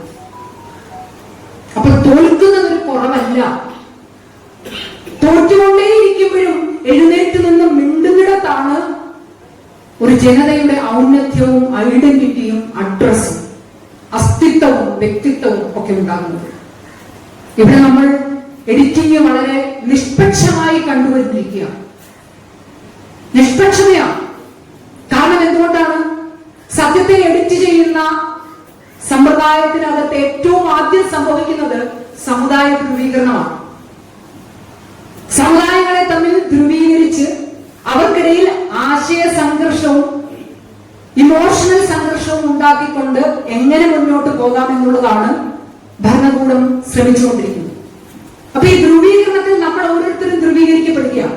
പാർട്ടിപരമായി ധ്രുവീകരിക്കപ്പെടുന്നു, മതപരമായി ധ്രുവീകരിക്കപ്പെടുന്നു, ജാതിപരമായി ധ്രുവീകരിക്കുന്നു, ഉപജാതിപരമായി ധ്രുവീകരിക്കുന്നു, പിന്നെ പഞ്ചായത്ത് പരമായി, മുനിസിപ്പാലിറ്റി പരമായി, സ്റ്റേറ്റ് പരമായി, എന്തിനേറെ പള്ളിക്കൂടത്തിലെ അലൂമിനി ഗ്രൂപ്പ് വരെയായി നമ്മൾ ധ്രുവീകരിച്ചുകൊണ്ടിരിക്കുകയാണ്. ഇവിടെയൊന്നും മനുഷ്യനെ കാണാൻ പറ്റില്ല. ഗൾഫിൽ പോയി കഴിഞ്ഞാൽ കേരളത്തിലെ കുറെ ഗ്രാമങ്ങളുടെ പേരിൽ അവിടെ എന്താണ് കൂട്ടായ്മകളുണ്ട്. ഇവിടെ കേരളത്തിലേക്ക് വന്നാൽ നിരവധി അത്തരം നാടിന്റെ പേരിലും അല്ലാതെയും ഒക്കെ കൂട്ടായ്മകളുണ്ട്. പക്ഷെ ഈ കൂട്ടായ്മകളൊക്കെ എവിടെയാണ്? ഈ കൂട്ടായ്മകളൊക്കെ എപ്പോഴാണ് ഇനി ശബ്ദിക്കുക? സാംസ്കാരിക പ്രവർത്തനം എന്ന് പറയുന്നത് നമ്മളെ സംബന്ധിച്ച് ഇപ്പോൾ ഒരു പാഷനാണ്. അതിൽ നിന്ന് വിരുദ്ധമായ ഒരു കാഴ്ച ഇവിടെ ഇന്ന് കാണാൻ പറ്റിയത് കൊണ്ടാണ് ഒരു വലിയ സന്തോഷം. കാരണം ആരോ പറഞ്ഞിട്ട് എന്തിന്റെയോ പേരിൽ സംഘടിക്കുകയും നിർമ്മമതയോടെ പിരിഞ്ഞു പോവുകയും ചെയ്യുന്ന ഒരു കാഴ്ചയാണ് ഇന്ന് കേരളത്തിന്റെ സാംസ്കാരിക അന്തരീക്ഷത്തിൽ കാണുന്നത്. ആരോ പറഞ്ഞു, അല്ലെങ്കിൽ ഏതോ സംഘടന, നമ്മളൊക്കെ ഭാഗമായ ഒരു സംഘടന വിളിച്ചു. സംഘടന വിളിക്കുമ്പോ നമ്മളൊക്കെ അറിയുന്ന ആളുകളൊക്കെയാണ് വിളിക്കുന്നത്. അപ്പൊ അവിടേക്കൊന്ന് തല കാണിക്കുക, പോകുക, ഒരു ആളനൊക്കെ കഴിഞ്ഞ് തിരിച്ചു പോവുക. ഇതിനപ്പുറത്തേക്ക് ഒരു സാംസ്കാരികമായും രാഷ്ട്രീയമായുമുള്ള ഉത്തരവാദിത്തം അതിന്ന് ബഹുഭൂരിപക്ഷം ആളുകൾക്കും നഷ്ടമായിരിക്കുന്നു. അത് തന്നെയാണ് നമ്മുടെ നാട് നേരിടുന്ന, നമ്മുടെ ക്യാമ്പസ് നേരിടുന്ന, നമ്മുടെ കുട്ടികൾ നേരിടുന്ന ഏറ്റവും വലിയ വിഷയം. ഈ സെൽഫ് സെൻസറിങ് നടത്തി നമ്മളെല്ലാം ഒറ്റപ്പെട്ട തുരുത്തിലേക്ക് ഒളിച്ച് ഒരുതരം ഓട്ടോ ഇമ്മ്യൂൺ ഡിസീസ് ബാധിച്ചവരെ പോലെയാണ്. നമ്മളും അങ്ങനെ മാറി, നമ്മുടെ നാടും അങ്ങനെ മാറി. ഓട്ടോ ഇമ്മ്യൂൺ ഡിസീസിന്റെ സ്വഭാവ സവിശേഷത നിങ്ങൾക്ക് അറിയാമെന്ന് തോന്നുന്നു. നമ്മുടെ ശരീരവും നമ്മുടെ അവയവങ്ങളും നമ്മുടെ രക്തചംക്രമണ പ്രക്രിയയും ഒക്കെ നമുക്കെതിരായി തന്നെ പ്രവർത്തിക്കുന്ന അവസ്ഥയാണ് ഓട്ടോ ഇമ്മ്യൂൺ ഡിസീസ്. കാരണം നമ്മൾ തന്നെ നമുക്ക് ശത്രുവായി നിൽക്കുക. ആ രോഗത്തിന് മരുന്നില്ല. ഇതുവരെയും ആരോഗ്യ മേഖലയ്ക്ക് ആ രോഗത്തിന് മരുന്ന് കണ്ടുപിടിക്കാൻ പറ്റിയിട്ടില്ല. അത് പലതരത്തിലാണ് ആ രോഗം ബാധിക്കുന്ന ആളുകൾ സർവേ ചെയ്തുകൊണ്ടിരിക്കുന്നത്. അതേപോലത്തെ ഒരു അവസ്ഥയാണ് നമ്മുടെ നാടും നമ്മൾ ഓരോരുത്തരും നേരിടുന്നത്. നമ്മൾ നമ്മളോട് തന്നെയാണ് ഫൈറ്റ് ചെയ്യുന്നത്. കാരണം ചെറിയ ചെറിയ ഗ്രൂപ്പുകളായി തിരിഞ്ഞിട്ട് പലതിന്റെയും പേരിലാണ്.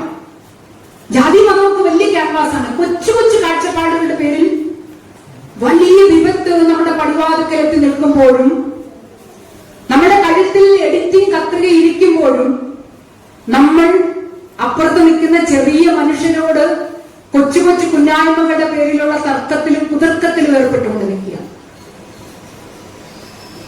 അവിടെയാണ് ഈ സാമുദായിക ധ്രുവീകരണം ഏറ്റവും ഇന്ത്യയിൽ ചെലവാകുന്ന വസ്തുവാണ് എന്ന് ബ്രിട്ടീഷുകാർ മനസ്സിലാക്കിയ സംഗതിയായിരുന്നു.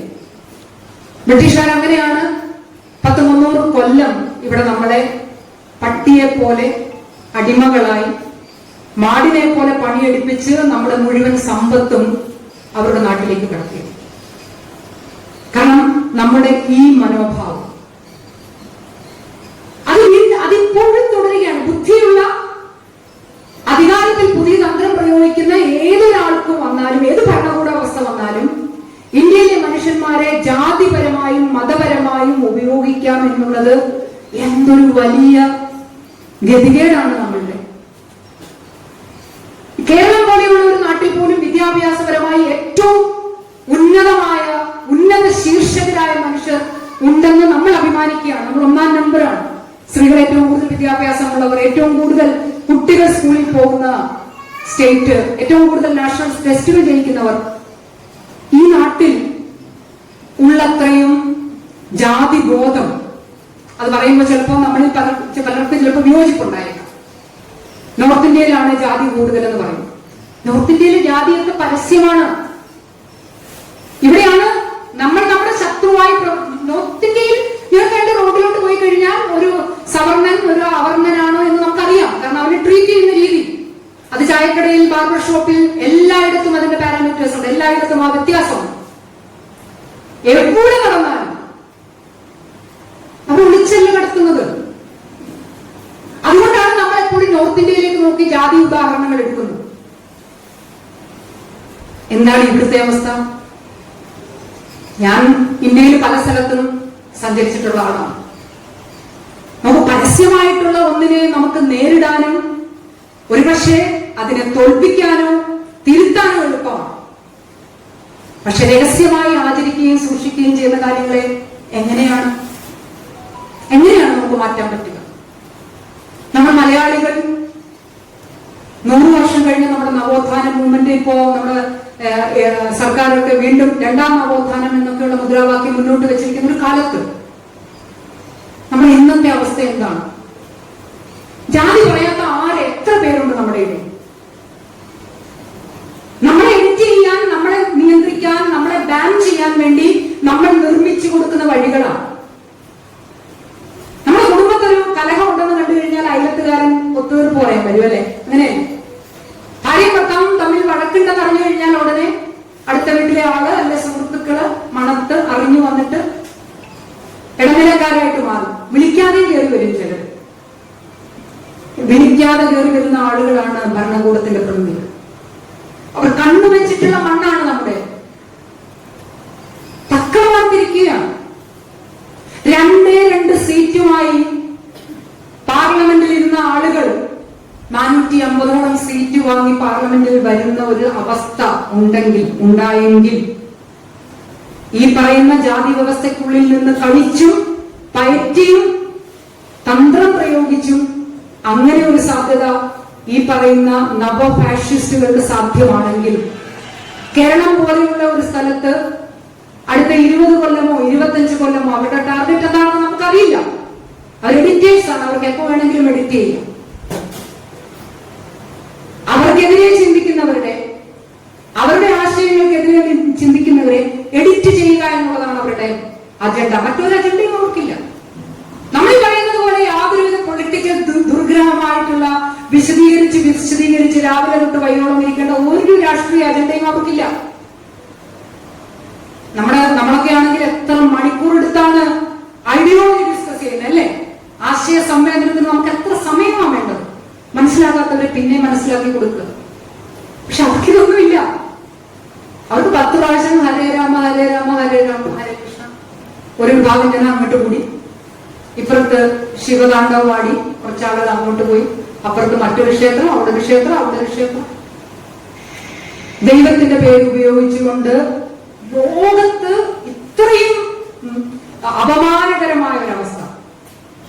ദൈവങ്ങളുടെ പേര് പറഞ്ഞുകൊണ്ട് ഒരു രാജ്യത്തെ ജനതയുടെ വോട്ട് വാങ്ങാൻ പറ്റുമെന്നുണ്ടെങ്കിൽ ആ രാജ്യത്തൊരു യുക്തിഭദ്രമായ തോട്ട് പ്രോസസ്സുള്ള ഏതെങ്കിലും മനുഷ്യരുണ്ടെന്ന് പുറത്ത് ആരെങ്കിലും വിചാരിക്കും? ദൈവത്തിന്റെ പേരല്ലാതെ ഇവര് വേറെ എന്താണ് പറയുന്നത്? രാമന്റെ പേര് പറഞ്ഞ് ഒരു പള്ളി പൊളിച്ചു, അവിടെ അമ്പലം പണിഞ്ഞു. ഇതൊക്കെ വളരെ സ്മൂത്തായിട്ട് നടക്കുകയാണ്. കാരണം മുന്നേ പറഞ്ഞ പോലെയാണ്, ഞാൻ ഇറങ്ങിയാൽ എനിക്ക് എവിടെയാണ് സുരക്ഷ? പണ്ടൊക്കെ ജയിലിൽ പോകുക എന്ന് പറയുന്നത് വലിയ അഭിമാനകരമായ ഒരു പ്രവൃത്തിയായി. ഒരാൾ രാഷ്ട്രീയ പ്രവർത്തകൻ, സാമൂഹ്യ പ്രവർത്തകൻ, കലാപ്രവർത്തകൻ, സത്യത്തിന് വേണ്ടി പോരാടി, നീതിക്ക് വേണ്ടി, നിയമത്തിന് വേണ്ടിയൊക്കെ പോരാടി ജയിലിൽ പോകുന്ന ആളിന് വീരപരിവേഷം ഉണ്ടായിരുന്നു. ഇന്ന് ജയിലിൽ പോവുക എന്ന് പറഞ്ഞാൽ കൂടെ നിൽക്കാനോ തിരിഞ്ഞു നോക്കാനോ ആരും ഉണ്ടാവില്ല എന്ന ഭയമാണ് മനുഷ്യർക്ക്. കാരണം കൂടെ നിന്നിട്ടും കാര്യമില്ല എന്നുള്ളതാണ്. എത്രയോ വർഷമായി എത്ര മനുഷ്യാവകാശ പ്രവർത്തകരാണ് ജയിലിൽ കിടക്കുന്നത്? എത്ര പേരാണ്? ഒരു സ്ട്രോ ചോദിച്ച സ്റ്റാൻ സ്വാമി, കേവലം ഒരു സ്ട്രോ, പാർക്കിൻസൺസ് ഡിസീസ് ഉള്ള 87 വയസ്സുണ്ടായിരുന്ന പാതിരി, മനുഷ്യാവകാശ പ്രവർത്തനായ ക്രിസ്ത്യൻ പാതിരി, രോഗം ബാധിച്ച ഒരു മനുഷ്യൻ ജയിലിൽ ഒരു സ്ട്രോ ചോദിച്ചു. ഒരു സ്ട്രോ, നിങ്ങൾ ആലോചിക്കണം. അതാണ് നമ്മുടെ സിമ്പൽ, എഡിറ്റ് ചെയ്ത സിമ്പലാണ് ഒരു സ്ട്രോ. സ്ട്രോ കൊടുത്താൽ അവൻ വെള്ളം കുടിക്കും, സ്ട്രോ നിഷേധിച്ച് അവൻ വെള്ളം കുടിക്കില്ല. സ്വാഭാവികമായ എഡിറ്റിംഗ് ആണ്. ഇങ്ങനെ ആരും ഒന്നും ചെയ്തിട്ടില്ല, സ്വാഭാവിക എഡിറ്റിംഗ്. എത്ര ക്രൂരമാണ്! ജനാധിപത്യ വിരുദ്ധം എന്നൊക്കെ പറയുന്ന വാക്കൊന്നും നമ്മൾ പറയാൻ പാടില്ല. കാരണം ജനാധിപത്യം ഇല്ലാത്തടത്ത് എന്ന് ജനാധിപത്യ വിരുദ്ധം. ഇപ്പോഴും ജയിലിൽ കഴിയുന്ന എത്ര വിദ്യാർത്ഥി നേതാക്കൾ, എത്ര അധ്യാപകർ, എത്ര ഡോക്ടർമാർ, എത്ര പത്രപ്രവർത്തകർ നമുക്കൊന്നും അറിയുകൂടിയില്ല. കാരണം ഇന്നതൊരു സ്ഥിരമാണ്. പണ്ട് ഒരാളെ അറസ്റ്റ് ചെയ്താൽ, എന്തെങ്കിലും ഒന്ന് സംഭവിച്ചാൽ അതെത്ര കാലത്തേക്ക്? ഞാനിപ്പോൾ ആലോചിക്കും, സപ്തലക്ഷ്മി ഇപ്പോഴെങ്ങാനുമാണ് മരിച്ചിരുന്നെങ്കിൽ ഇന്ന് അദ്ദേഹത്തെ നമ്മൾ കൊണ്ടു നടക്കുന്ന ആ അവസ്ഥ ഉണ്ടാകുമായിരുന്നു. വണ്ണമ്മ, ആയിരക്കണക്കായി നവഫാഷിസ്റ്റ് ഭരണകൂടത്തിന്റെ മുഖത്തിന്റെ ഉള്ളിൽ ഞെരിഞ്ഞമർന്ന മനുഷ്യാവകാശ കലാപ്രവർത്തകരിൽ ഒരാൾ എന്ന പേര് മാത്രമായിരിക്കും ഉണ്ടാകുന്നത്. അവിടെയാണ് ആളുകൾക്ക് പ്രതിരോധിക്കാനും പ്രതിഷേധിക്കാനും ഒക്കെയുള്ള മടി. പ്രതിഷേധിച്ചാൽ ആ പ്രതിഷേധത്തിന്റെ ഗ്രാവിറ്റി പോലും കിട്ടില്ല. ആ അഡ്രസ് ആയിരിക്കില്ല കിട്ടുക. നിങ്ങളെ കള്ളക്കേസിൽ പിടിക്കുകയായിരിക്കും. നിങ്ങളെ കേസിൽ പെടുത്താൻ പറ്റുന്നില്ലെങ്കിൽ നിങ്ങളെ എഡിറ്റ് ചെയ്യുന്നത് എങ്ങനെയാണ്? അത് കൽബുർഗി എഡിറ്റ് ചെയ്ത പോലെ ആയിരിക്കും, അല്ലെങ്കിൽ ഗൗരി ലങ്കേഷിനെ എഡിറ്റ് ചെയ്ത പോലെ ആയിരിക്കും. അതുമല്ലെങ്കിൽ പല എഴുത്തുകാരും പേന ഉപേക്ഷിച്ചതുപോലെ. എഴുത്തു നിർത്തി എന്ന് പരസ്യമായി പ്രഖ്യാപിക്കേണ്ടി വന്നത് ഈ എഡിറ്റിംഗിലേക്ക് പോകാതിരിക്കാൻ വേണ്ടിയാണ്.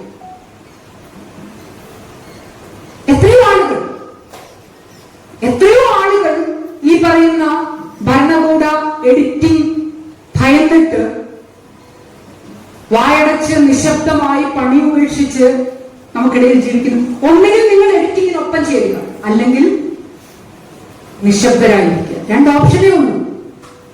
ഇതൊന്നുമല്ലാത്ത മനുഷ്യരാണ് ചിലർ സിനിമ നിർമ്മിക്കുന്നു, ചിലർ നാടകം ഉണ്ടാക്കുന്നു, ചിലർ സംസാരിക്കുന്നു, പോരാടുന്നു, മറ്റു ചിലർ കിട്ടിയ മെഡലുകൾ നദിയിലൊഴിയുന്നു, വേറെ ചിലർ പരസ്യമായി വന്നിട്ട് മന്ത്രിമാർക്കെതിരെ പരാതി ഉന്നയിക്കുന്നു, അവരെ കേസിൽപ്പെടുത്തുന്നു, വിചാരണയ്ക്ക് എത്ര കാലം വേണ്ടി വന്നാലും ഞാൻ എന്റെ കരിയർ ഉപേക്ഷിച്ച് നിൽക്കുന്നു.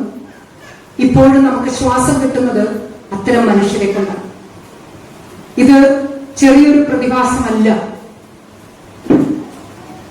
നവഫാഷിസ്റ്റ് ഭരണകൂടത്തിന്റെ മൂന്നാം ഊഴം വന്നാൽ ഭരണഘടന തിരുത്തുമെന്നാണ് കഴിഞ്ഞ തെരഞ്ഞെടുപ്പിൽ പ്രഖ്യാപിച്ചത്, നമുക്കറിയാം.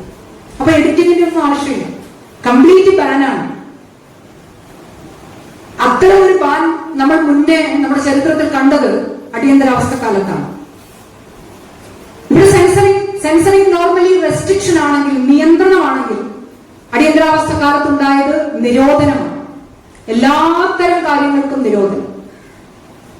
അങ്ങനെ ഒരു അവസ്ഥയിലേക്ക് അടിയന്തരാവസ്ഥ എന്ന പേരൊന്നും ഇടില്ല, ഏകാധിപത്യ ഭരണകൂടം എന്ന വിവക്ഷ നിർമ്മിച്ച് അത് ദ്യോതിപ്പിച്ച് അത് ആളുകളെ കൺവിൻസ് ചെയ്യിപ്പിച്ചു കഴിഞ്ഞാൽ പിന്നെ മറ്റൊന്നും പറയേണ്ടതില്ല. ഇപ്പൊ തന്നെ എല്ലാവരും സെൽഫ് എഡിറ്റിംഗിലാണ്, സെൽഫ് സെൻസറിങ്ങിലാണ്. പിന്നെ അടുത്ത ഒരു സ്റ്റെപ്പിലേക്ക് ഈ ഒരു 10 വർഷം നമ്മളെയൊക്കെ പരുവപ്പെടുത്തി എടുക്കുകയാണ്. നമ്മൾ പരുവപ്പെട്ടു ഇപ്പോ. എങ്ങനെ നിശബ്ദരാകണം, എവിടെ സംസാരിക്കണം, എന്തിനോട് പ്രതികരിക്കണം, ഏത് വാർത്ത കേൾക്കണം, ഏത് വാർത്ത കേൾക്കണ്ട. ഇൻഡിവിജ്വൽ ഐഡന്റിറ്റി അല്ലെങ്കിൽ ഇൻഡിവിജ്വൽ തോട്ട് പ്രോസസ്സിനെ മരവിപ്പിക്കുന്ന പ്രക്രിയയാണ് കഴിഞ്ഞ 10-12 വർഷമായിട്ട് ഇന്ത്യയിൽ നടന്നത്. ഒട്ടേറെ കാര്യങ്ങളുണ്ട് ഇതുമായി ബന്ധപ്പെട്ട്. കാണേണ്ട കാര്യങ്ങൾ കാണിക്കാതിരിക്കുമ്പോൾ ഭരണകൂടത്തിന് കിട്ടുന്ന ഏറ്റവും വലിയൊരു സുഖം അവരുടെ രാഷ്ട്രീയ അജണ്ട വിജയിക്കുന്നു എന്നുള്ളതാണ്. അത് പറ്റിയില്ല എന്ന് കണ്ടിടത്താണ് ഗുജറാത്ത് റയറ്റിന്റെ സീനുള്ള സിനിമയ്ക്കെതിരെ അവർക്ക് പ്രതികരിക്കേണ്ടി വന്നു. കാരണം ഒരു പ്രവൃത്തി കഴിഞ്ഞ് കുറച്ചുനാൾ കഴിഞ്ഞ് ആ പ്രവൃത്തി അവർ തന്നെ കാണുമ്പോൾ അവർക്കുണ്ടാകുന്ന ചില പ്രശ്നങ്ങളുണ്ടല്ലോ. വോട്ടാണ് എല്ലാവർക്കും പ്രധാനം. അത് ജനങ്ങൾ അറിയുക എന്നുള്ളതാണ് ഈ കാലഘട്ടത്തിലെ ഏറ്റവും വലിയ പ്രശ്നം. നമ്മുടെ ക്യാമ്പസുകളിലേക്ക് എങ്ങനെ ഊർജ്ജം എത്തിക്കാം, നമ്മുടെ ചെറുപ്പക്കാരെ കൊണ്ട് എങ്ങനെ ഈ പറയുന്ന ഒരു ഫാക്ട് എഡിറ്റിംഗ് അല്ലെങ്കിൽ സത്യത്തെ എഡിറ്റ് ചെയ്യുന്ന അവസ്ഥ തിരിച്ചറിയാൻ അവരെ എങ്ങനെ പ്രാപ്തരാക്കാൻ പറ്റും. ഒരുപക്ഷെ എനിക്ക് തോന്നുന്നു നമ്മുടെ ഏറ്റവും വലിയൊരു ഉത്തരവാദിത്വവും നമ്മൾ ചിന്തിക്കേണ്ടതും ഈ കാലഘട്ടത്തിൽ അങ്ങനെ ഒന്നാണ്. എഡിറ്റിംഗ് തുടർന്നുകൊണ്ടേയിരിക്കും. അത് എങ്ങനെയാണ് സംഭവിക്കുന്നതെന്ന് നമുക്ക് അറിയാനെങ്കിൽ കഴിയുന്ന തരത്തിലേക്ക് നമ്മളെ ശാക്തീകരിക്കുക എന്നുള്ളത്. ശത്രു നമ്മുടെ അടുത്തേക്ക് വരുമ്പോ പല രൂപത്തിലാണ് വരുന്നത്, പല രീതിയിലാണ്. അത് ഏത് രൂപത്തിലും ഏത് ഭാവത്തിലും ഏത് പരിവേഷത്തിലുമാണ് വരുന്നത് എന്ന് അറിയാനുള്ള പാഠവമെങ്കിലും അതിനുള്ള സെൻസിബിലിറ്റി എങ്കിലും നമുക്ക് ഉണ്ടാക്കിയെടുക്കേണ്ടത് ഈ കാലഘട്ടത്തിൽ സർവൈവ് ചെയ്യുവാൻ അനിവാര്യമാണ്. ചിലർ പറയുന്നുണ്ട് ഞങ്ങൾക്കൊന്നും ഒരു കുഴപ്പമില്ല, ഇപ്പൊ എന്താ പ്രശ്നം, ദൈവത്തിന്റെ കാര്യം പറഞ്ഞാൽ എന്താ പ്രശ്നം, അമ്പലക്കാരിയല്ലേ പറയുന്നത്, നല്ല കാര്യമല്ലേ, പിന്നെ നല്ല നല്ല ശീലങ്ങളെ പറ്റിയല്ലേ പറയുന്നത്, നല്ല കാര്യമല്ലേ. ശരിയാണ്, ഒക്കെ അങ്ങനെയാണ്, ഉപദേശത്തിലൂടെയാണ് വരിക. വിശ്വാസികളുടെ ഇടയിൽ വിശ്വാസത്തിന്റെ പേരിൽ വരും, അവിശ്വാസികളുടെ ഇടയിലേക്ക് അവിശ്വാസികളുടെ പേരിൽ വരും, മതഭ്രാന്തന്മാർക്കുള്ളിലേക്ക് മതഭ്രാന്തിന്റെ പേരിൽ വരും, രാഷ്ട്രീയ പകപോക്കാൻ നിൽക്കുന്നവരുടെ ഇടയിലേക്ക് അതിനുള്ള ആയുധങ്ങൾ സംഭാവന ചെയ്തുകൊണ്ട് കടന്നു വരും. എന്ന് പറഞ്ഞാൽ നമ്മുടെ അടുക്കള മുതൽ നമ്മുടെ കിടപ്പുമുറി വരെ നമ്മൾ മനസ്സിലാലോചിക്കുന്ന ഓരോ കാര്യങ്ങളും തിരിച്ചറിയാൻ അതിനെതിരെയുള്ള സെൻസ് നമ്മുടെ ഉള്ളിൽ ജനിപ്പിക്കാനും കഴിയുന്ന തരത്തിലുള്ള ഒരു പ്രക്രിയയാണ് നമുക്ക് ചുറ്റും നടന്നുകൊണ്ടിരിക്കുന്നത്. ഈ എഡിറ്റിംഗ് നമ്മൾ അതിജീവിച്ചില്ലെങ്കിൽ ഇതിനെ രാഷ്ട്രീയമായി നമ്മൾ നേരിട്ടില്ലെങ്കിൽ, എനിക്ക് തോന്നുന്നു ഈ രാഷ്ട്രീയമായ പാർട്ടികളുടെ കാര്യത്തിൽ ഉള്ള കാര്യങ്ങൾ വേറെയാണ്, ഞാൻ പറയുന്ന രാഷ്ട്രീയം വേറെയാണ്. വ്യക്തികളുടെ രാഷ്ട്രീയം,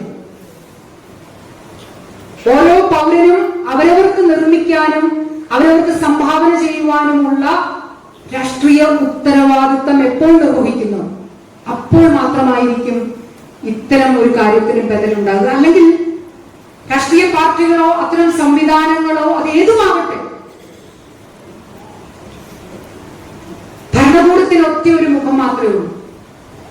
അത് ഭരണം ഉണ്ടായിരിക്കുക, ഭരണം നേടുക, ഭരണം ഉറപ്പിച്ചു വെക്കുക, ഭരണത്തെ നീട്ടിക്കൊണ്ടുപോകുക, അതിന് ആവശ്യമായിട്ടുള്ള ഇൻഗ്രീഡിയൻസ് നിർമ്മിച്ച് പ്രചരിപ്പിക്കുക. ഇതൊക്കെ എല്ലാ ഭരണകൂടങ്ങളും പ്രയോഗിക്കുന്ന തന്ത്രമാണ്.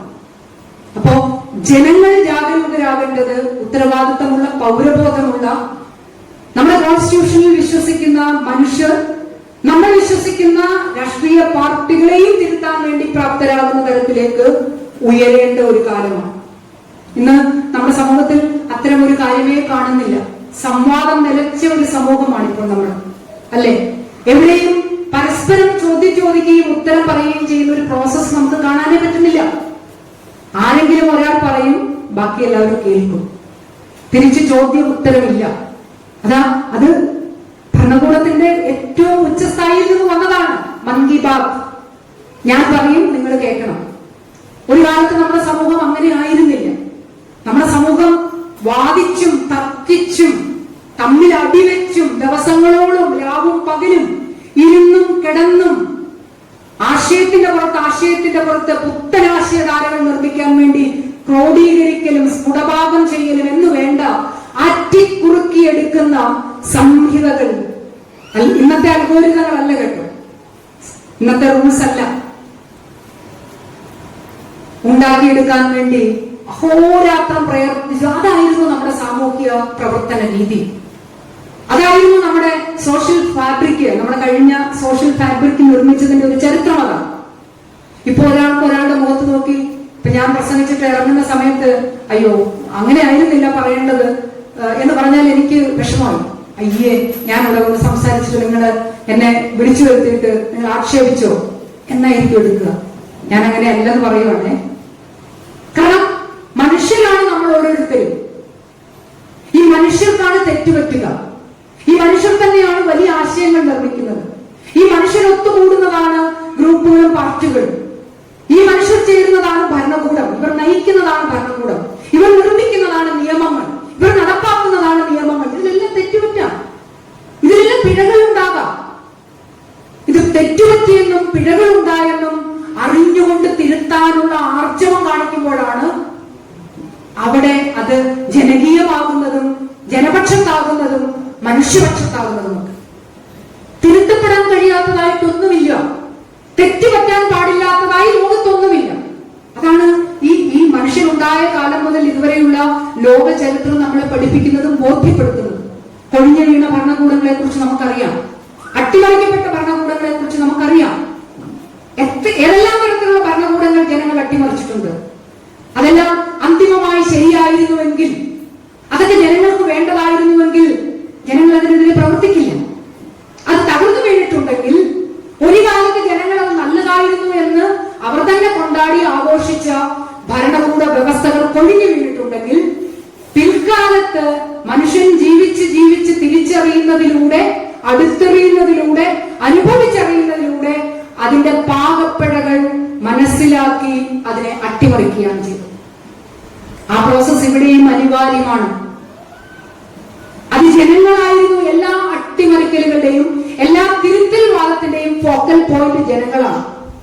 ഒരു ഭരണകൂടം മറ്റൊരു ഭരണകൂടത്തിന് വേണ്ടി ഒരിടത്ത് ലോകത്ത് വഴിമാറി കൊടുത്തിട്ടില്ല. ഒരു സ്മൂത്ത് ട്രാൻസിഷൻ, ഒരു ഭരണ കൈമാറ്റം ലോകത്ത് എവിടെയും ഉണ്ടായിട്ടില്ല, ഒരു സ്ഥലത്തും ഉണ്ടായിട്ടില്ല. കേവലം ചെറിയ ചെറിയ സ്ഥലങ്ങളിൽ പോലും ആളുകൾ ഭരണം മാറിയാൽ പോലും ഒഴിഞ്ഞു കൊടുക്കാതെ കസേരയിൽ പിടിച്ചിരിക്കുകയാണ്. ഈ ഭരണത്തിലെ ആരെയെങ്കിലും കൂടെ പിടിച്ച് എനിക്ക് ആ കസേരയിൽ അടുത്ത 5 വർഷം കൂടി ഇരിക്കാൻ പറ്റുമോ? അങ്ങനെയുണ്ട്. കോർപ്പറേഷനുകളിലും പിന്നെ സാംസ്കാരിക സ്ഥാപനങ്ങളിലൊക്കെ അങ്ങനെയൊക്കെ ഉണ്ട്.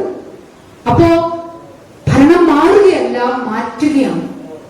ഈ മാറ്റം നിർമ്മിക്കണമെങ്കിൽ ഇവിടെ ജനങ്ങൾ നമ്മൾ ഈ പറയുന്ന സെൽഫ് സെന്ററിങ് ഒഴിവാക്കി, നിർമ്മമത ഒഴിവാക്കി, രാഷ്ട്രീയ ഇച്ഛാശക്തിയുള്ള ആയുധം സ്വയം അണിയാൻ തയ്യാറാക്കണം. നമ്മൾ ചോദ്യം ചോദിക്കുന്നവരായി മാറണം. നമ്മുടെ ലൈഫിലെങ്കിലും പ്രതിരോധം സൃഷ്ടിക്കാൻ നമ്മൾ തയ്യാറാകണം. ഞാൻ ദീർഘിപ്പിക്കുന്നില്ല. ഈ ഒരു സത്യത്തെ എഡിറ്റ് ചെയ്യുന്ന ഈ ഒരു കാലത്ത് നമ്മൾ മനുഷ്യർ ഇതിനെ എതിരെ ജാഗരൂകരമായ പ്രവർത്തനം നടത്തുന്നതോടൊപ്പം തന്നെ മറ്റു ചില സന്നാഹങ്ങളും കൂടെ സമൂഹത്തിൽ ഉണ്ടാവേണ്ടത്. ഒരു മാധ്യമ സാക്ഷരത ഇതിന് നമുക്ക് അനിവാര്യമാണ്. ഇപ്പൊ നമുക്കതില്ല. അതുകൊണ്ടാണല്ലോ നമ്മളൊക്കെ സോഷ്യൽ മീഡിയയിൽ അവരെ പ്രത്യേക പേരിട്ടൊക്കെ വിളിച്ച് അങ്ങോട്ടും ഇങ്ങോട്ടും ഒരു പുത്തൻ മാധ്യമ സാക്ഷരത നമുക്ക് ആവശ്യമാണ്. അതേപോലെ തന്നെ സ്വതന്ത്രമായ ഒരു മാധ്യമ സംസ്കാരം, സ്വതന്ത്ര മാധ്യമ പ്രവർത്തനത്തെ, അതിന്റെ പ്രതിരോധ ശക്തിയെ നമ്മൾ വേണ്ട രീതിയിൽ ഉപയോഗപ്പെടുത്താൻ തയ്യാറാകും. ഭരണകൂടങ്ങൾ നിർമ്മിക്കുന്ന മിസ്ഇൻഫർമേഷനുകൾ, ഭരണകൂടവും ഭരണകൂടത്തിന്റെ ഏജന്റുകളും അല്ലെങ്കിൽ കോർപ്പറേറ്റുകളും അല്ലെങ്കിൽ അന്താരാഷ്ട്ര ഭീമന്മാരും ചേർന്ന് നിർമ്മിക്കുന്ന ഈ പറയുന്ന സോഷ്യൽ മീഡിയ അന്താരാഷ്ട്ര ഭീമന്മാർ, അവരൊക്കെയാണ് ഇപ്പൊ നമ്മുടെ ജീവിതം നിയന്ത്രിക്കുന്നത്. അവരൊക്കെ കൂടി ചേർന്ന് നിർമ്മിക്കുന്ന ഈ പറയുന്ന മിസ്ഇൻഫർമേഷൻ, തെറ്റിദ്ധരിപ്പിക്കുന്ന വാർത്തകൾ, ഡിസ്ഇൻഫർമേഷൻ, തെറ്റായി നിർമ്മിച്ച് പ്രചരിപ്പിക്കുന്ന വാർത്തകൾ, അറിഞ്ഞുകൊണ്ട് മിസ്ഇൻഫർമേഷനും ഡിസ്ഇൻഫർമേഷനും ഉണ്ട്. ചിലത് കുറച്ചൊരു മാറ്റമൊക്കെ വരുത്തിയിട്ടാണ്, ഒന്നും മിസ്ലീഡ് ചെയ്യാൻ വേണ്ടിയിട്ടാണ്. മറ്റു ചിലത് അങ്ങനെയല്ല, മൂടോടെ തെറ്റിദ്ധരിപ്പിക്കാൻ വേണ്ടി മനഃപൂർവ്വമായി നിർമ്മിച്ച് പ്രചരിപ്പിക്കുന്ന വാർത്തകൾ, ഡിസ്ഇൻഫർമേഷൻ. ഇത്തരം വാർത്തകൾക്കെതിരെ കൃത്യമായ ജാഗ്രതയോടെ, ഫാക്ട് ചെക്ക് നടത്താതെ ഒന്നും സ്വീകരിക്കില്ല എന്നും ഒന്നിനെയും വിശ്വസിക്കില്ല എന്നും ഉള്ള ഒരു വ്യക്തിപരമായ തീരുമാനത്തോടൊപ്പം സൊസൈറ്റിയിൽ മൊത്തത്തിൽ ഉണ്ടാകേണ്ട ഒരു ജാഗ്രത, ഒരു കൂട്ടായ പ്രവർത്തനം. നമ്മളിപ്പോൾ കൃത്യമായി ഒരു ശ്രദ്ധയും ഇല്ലാതെ ചെയ്യുന്ന ഒരു പ്രവൃത്തിയാണ് ഫോർവേഡിങ്, അല്ലെ? നമുക്ക് വായിച്ചപ്പോൾ സുഖമെന്ന് തോന്നി, അതൊരു 10 സ്ഥലത്തേക്ക് ഫോർവേഡ് ചെയ്തു കൊടുക്കുക. ഈ ഫോർവേഡ് ചെയ്യുന്ന കൂട്ടത്തിൽ ഞാൻ മുമ്പേ സിനിമയുടെ പീസിനെ പറ്റി പറഞ്ഞ പോലെ എത്ര കാര്യങ്ങൾ നമ്മുടെ ജീവിതത്തെ ബാധിക്കുന്ന, നമ്മുടെ കുട്ടികളുടെ ജീവിതത്തെ ബാധിക്കുന്ന, നമ്മുടെ നാടിന്റെ നിലനിൽപ്പിനെ ബാധിക്കുന്ന, നമ്മുടെ നാട്ടിലെ സോഷ്യൽ ഫാബ്രിക്കിനെ, മതേതര ഫാബ്രിക്കിനെ, സാഹോദര്യത്തെ ഒക്കെ ബാധിക്കുന്ന എത്രയോ വാർത്തകൾ നമ്മൾ അറിയാതെ ഓരോരുത്തരും ദിവസേന ഇങ്ങനെ ഫോർവേഡ് ചെയ്യാറുണ്ട്. അല്ലെങ്കിൽ വായിച്ചിട്ട് 10 പേരോട് അത് സത്യമാണെന്ന് വിചാരിച്ച് ചർച്ചയിൽ ഏർപ്പെടാറുണ്ട്. ഒട്ടേറെ കാര്യങ്ങളുണ്ട്. ഇതിലെ ഒരു ദിവസം കൊണ്ടോ 4 ദിവസം കൊണ്ടോ തീരുന്ന ഒരു വിഷയമാണ്. വളരെ ജാഗ്രതയോടെ നമുക്ക് മുകളിൽ കുറച്ചാളുകൾ, കുറച്ച് ഉപകരണങ്ങൾ, കുറച്ച് സംവിധാനങ്ങൾ ചേർന്ന് നിർമ്മിച്ചിട്ടുള്ള ഒരു പദ്ധതിക്കെതിരെയാണ് നമ്മുടെ പോരാട്ടം. ഇത് ചെറിയൊരു പോരാട്ടമല്ല. മനുഷ്യരും തമ്മിൽ നേരിട്ട് നിന്നുള്ള പോരാട്ടമാണെങ്കിൽ നമുക്ക് എളുപ്പമാണ്. ഇപ്പം ഞാനൊക്കെ സ്കൂളിൽ പഠിക്കുന്ന ഒരു സമയത്ത് ദീപ മേത്തയുടെ ഫയർ എന്ന് പറയുന്ന സിനിമയ്ക്കെതിരെ വലിയ പ്രതിഷേധം ഉണ്ടായി. അന്നും ഇതേപോലെയുള്ള ഹിന്ദുത്വ കോഴ്സുകളാണ്. അവർ ചെറിയ പോക്കറ്റുകളിൽ മാത്രമേ ഉള്ളൂ. ഇതേപോലെ ഭരിക്കുന്ന ആളുകളല്ല. ആ ഫയർ എന്ന് പറയുന്ന സിനിമയ്ക്കെതിരെ ബോംബെയിൽ അവർ തിയേറ്റർ കത്തിച്ചു. ഗുജറാത്തിലൊരു തിയേറ്ററിന് മുമ്പിൽ വലിയ കലാപം ഉണ്ടായി. അത് ഒരു പത്രവാർത്തകളിലൂടെ വന്നു. നമ്മുടെ കേരളത്തിലൊക്കെ വലിയ പ്രതിഷേധം ഉണ്ടായിരുന്നു. വൈകുന്നേരം ടയറൊക്കെ കത്തിച്ചുള്ള പ്രതിഷേധമൊക്കെ ഉണ്ടായിരുന്നു, ഐക്യദാർഢ്യം പ്രഖ്യാപിച്ചുകൊണ്ട്. അത് അവിടെ തീർന്നു. പിറ്റേ ദിവസത്തെ വാർത്തയിൽ ഒരു വാർത്ത വന്നു. അത് കഴിഞ്ഞ് ഏതെങ്കിലും ഹിന്ദുവിന്റെയൊക്കെ സൺഡേ സപ്ലിമെന്റിൽ അത് സംബന്ധിച്ച് അതിന്റെ സംവിധായകരും ആക്ടേഴ്സ് ശബാന ആസ്മി, നമിത ദാസ് ഒക്കെ അഭിനയിച്ച സിനിമയാണ്. അവിടെ ഒരു ഇന്റർവ്യൂ ഒക്കെ ആയിട്ട് ആ വാർത്ത തീർന്നു. അതും ഇന്നത്തെ അവസ്ഥയും കൂടി ആലോചിക്കും. ഇവിടെയാണ് നമ്മൾ കാണേണ്ടത്. നമ്മൾ അറിയാതെ നമ്മുടെ തലയ്ക്ക് മുകളിൽ നിർമ്മിച്ചുകൊണ്ടിരിക്കുന്ന, നമ്മൾ കാണാത്ത കുറച്ച് ശക്തികളുടെ അവരുടെ സംയുക്തമായിട്ടുള്ള ഒരു പദ്ധതിയാണ്. നമ്മൾ തടഞ്ഞാലും നമ്മളിലേക്ക് വരിക. കാരണം നമ്മുടെ വലിയ ആയുധമുണ്ടല്ലോ, ഫോണുണ്ടല്ലോ. അത് നമുക്ക് ഉപേക്ഷിക്കാൻ പറ്റാതെയായി. ഫോണില്ലാതെ ജീവിക്കാൻ പറ്റില്ല, ആർക്കും ജീവിക്കാൻ പറ്റില്ല. എല്ലാ സംവിധാനങ്ങളും അതിലേക്ക് കൊണ്ടുവന്നു. ഇതെല്ലാം സംഭവിക്കുന്നത് ഒരു ചെയിൻ പോലെയാണ്. ഇതിനെ കൂട്ടിച്ചേർത്ത് വായിച്ചാൽ നമുക്ക് മനസ്സിലാകും. നമ്മളെ നിരായുധരാക്കാൻ വേണ്ടി, നിരാശ്രയരാക്കാൻ വേണ്ടി ഒന്നൊന്നായി പൗരന്റെ എല്ലാ അവകാശങ്ങളെയും വിച്ഛേദിച്ചുകൊണ്ട് ഇലക്ട്രിസിറ്റി വിച്ഛേദിക്കുന്ന പോലെയാണ്. ഇപ്പൊ കാശ്മീരിലെ വിഷയം നടന്നപ്പോ അവിടുത്തെ കാശ്മീരിലെ ആർട്ടിക്കിൾ എടുത്ത് മാറ്റിക്കൊണ്ട് കാശ്മീരിലെ വിഷയം നടന്ന സമയത്ത് ആദ്യം കട്ട് ചെയ്തത് അവിടുത്തെ ഇന്റർനെറ്റാണ്, പിന്നീട് ഇലക്ട്രിസിറ്റിയാണ്, പിന്നെ വാട്ടർ സപ്ലൈ ആണ്. മാസങ്ങളോളം ആ രാജ്യത്തെ ജനങ്ങളെ ഇരുട്ടിലും വെള്ളമില്ലാതെയും കിടത്തിക്കൊണ്ടാണ് ഭരണകൂടം അവരെ മര്യാദ പഠിപ്പിച്ചത്. എന്നതുപോലെ നമ്മൾക്കും ഓരോ മനുഷ്യരും, ഇന്ത്യയിലെ ഓരോ മനുഷ്യർക്കും ആത്യന്തികമായി ആവശ്യമുള്ള എല്ലാ കാര്യങ്ങളും നമുക്ക് തന്ന് നമ്മളെ അതിന്റെ ഒരു അഡിക്റ്റ് ആക്കിയിട്ട് പിന്നീട് ഒന്നൊന്നായി അതിനെ എഡിറ്റ് ചെയ്തുകൊണ്ടേയിരിക്കും, അല്ലെങ്കിൽ അതിന് പൈസ ചുമത്തിക്കൊണ്ടേയിരിക്കും. നമ്മളെല്ലാം ആഘോഷിച്ചുകൊണ്ടിരിക്കുന്ന ഈ സോഷ്യൽ മീഡിയ ഒക്കെ സമീപ ഭാവിയിൽ തന്നെ ഇതിനൊക്കെ ചാർജ് ഈടാക്കുന്ന പദ്ധതിയിലേക്ക് വരികയാണ്. അപ്പൊ നമുക്കറിയാം അൽഗോരിതം 50 പേരെ 100 പേരെയൊക്കെയാണ് നമ്മൾ പോസ്റ്റൊക്കെ കാണിക്കുന്നത്. ഇതൊക്കെ ഇതിന്റെ തുടക്കമാണ്, പെയ്ഡായി മാറാനുള്ളതിന്റെ ഒരു തുടക്കമാണ്. ഞാൻ പറഞ്ഞു വന്നത് ആദ്യം അഡിക്ഷൻ ഉണ്ടാക്കുക. നമ്മൾ പോലും മനസ്സിലാവാത്ത, നമ്മൾ അറിയാത്ത കുറച്ച് കാര്യങ്ങൾ നമ്മുടെ ജീവിതത്തിലേക്ക് ഇൻട്രൊഡ്യൂസ് ചെയ്ത് നമ്മളെ അതിന് അഡിക്റ്റ് ആക്കി നമ്മുടെ ജീവിതത്തിലെ എല്ലാ വസ്തുതകളെയും അതിൽ കൊണ്ട് കണക്ട് ചെയ്ത് അതിനെ ഒഴിവാക്കാൻ പറ്റാത്ത ബോട്ടിൽ നെക്കിലായി കുപ്പിയുടെ കുഴലിൽ കൊണ്ട് നമ്മളെ മുറുക്കി വെച്ചിട്ട് അതിലെ ഓരോന്നും പിൻവലിക്കും. അത് പിന്നെ നമ്മൾ കാശ് കൊടുത്തു വാങ്ങണം. ഇത് വലിയൊരു തന്ത്രമാണ്. ഇതൊന്നും നമ്മൾ അറിയുന്നില്ല. നമ്മൾ ഓരോന്ന് വരുമ്പോഴാണ് എന്താ പറഞ്ഞ പോലെയാണ് 50 രൂപ ഗ്യാസിന് കൂട്ടുമ്പോൾ നമ്മൾ മിണ്ടുന്നില്ല. ഇനി ഭാവിയിൽ നമുക്ക് അഡിക്ഷൻ ഉണ്ടായ ഒരു കാര്യവും നമ്മൾ എന്ത് വില കൊടുത്തും അത് റിട്ടേൺ ചെയ്യും, അത് നിലനിർത്തും, പേ ചെയ്യും നമ്മൾ. ആ നമ്മളാണ് നമ്മുടെ കുട്ടികളുടെ അഡിക്ഷനെ പറ്റി സംസാരിക്കുന്നത്. കുട്ടികളുടെ ചെറിയ ചെറിയ തെറ്റുകളെ പറ്റിയും അവരുടെ ശീലങ്ങളെ പറ്റിയും നമ്മൾ പറയുമ്പോൾ നമ്മൾ അറിയാത്ത ആരോ ഈ മുതിർന്ന ആളുകൾ ഉണ്ടാക്കിയ ഈ പുത്തൻ ശീലങ്ങളുടെ അഡിക്റ്റുകളാണ് നമ്മൾ. നമുക്കതിൽ നിന്ന് മാറാൻ പറ്റുന്നില്ല എന്ന വസ്തുത നമ്മൾ എത്ര പേർ ചിന്തിക്കുന്നു? നമ്മളാരും ജനിച്ച ഒരു ടീനേജ്, ഇവിടെ ഇരിക്കുന്ന ബഹുഭൂരിപക്ഷം ആളുകളും ഒരു ടീനേജ് ഒക്കെ കഴിഞ്ഞ ഒരു മധ്യപ്രായം വരെ എത്തുന്നവരൊന്നും ഇല്ലാത്ത സംവിധാനങ്ങളിലൂടെയാണ് ഇപ്പൊ ജീവിക്കുന്നത്. ഇപ്പൊ നമ്മളെല്ലാം അഡിക്റ്റാണ്, നമുക്ക് ഒഴിവാക്കാൻ പറ്റില്ല. അടിച്ചേൽപ്പിക്കപ്പെട്ടതാണ് എന്ന് രാഷ്ട്രീയമായി സംസാരിക്കുമ്പോഴും നമ്മൾ അഡിക്റ്റാണ് അതിനെല്ലാം. ഇവിടെ അഡിക്ഷൻ എങ്ങനെ ഉണ്ടാകുന്നു എന്നുള്ളതിനെ കുറിച്ച് കൂടി ഒരു സ്റ്റഡി നടക്കുന്നുണ്ട് ലോകത്തെമ്പാടും. അതിന്റെ ഒരു വലിയ അഡിക്ഷനാണ് നമ്മുടെ കുട്ടികളിലേക്ക്, ഭരണകൂടത്തിന്റെ പദ്ധതിയാണ് അഡിക്ഷൻ എന്ന് നമ്മളിൽ എത്ര പേർക്കറിയാം.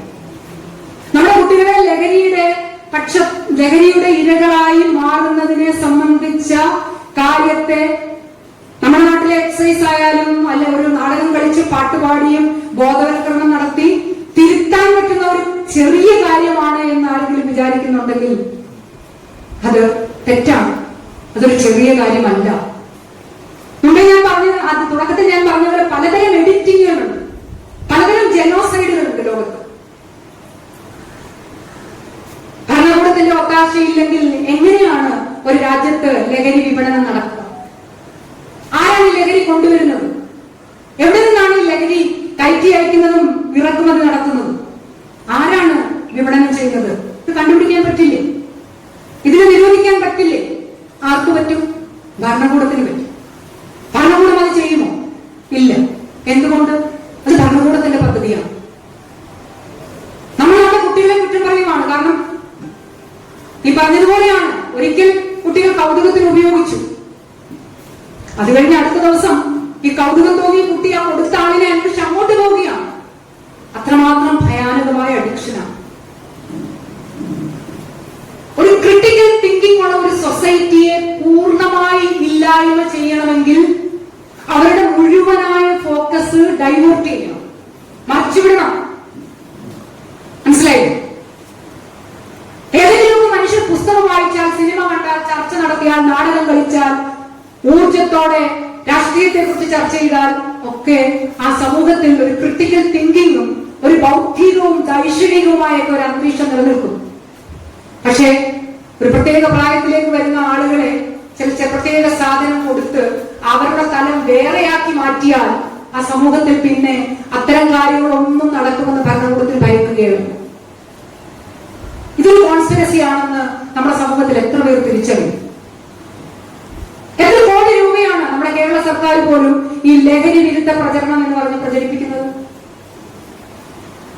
തടയാൻ പറ്റില്ലേ നമുക്ക്? നമ്മുടെ പോർച്ചുഗലിൽ വന്നിറങ്ങുന്ന സാധനങ്ങൾ തടയാൻ പറ്റില്ലേ?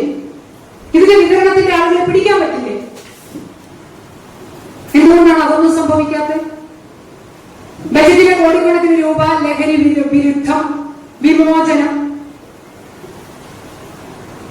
വളരെ തമാശ തോന്നും നമുക്ക്. വേരിൽ വളം വെക്കേണ്ടതിന് പകരം നമ്മൾ കതിരിൽ വളം വെച്ചാൽ എന്തുണ്ടാകും?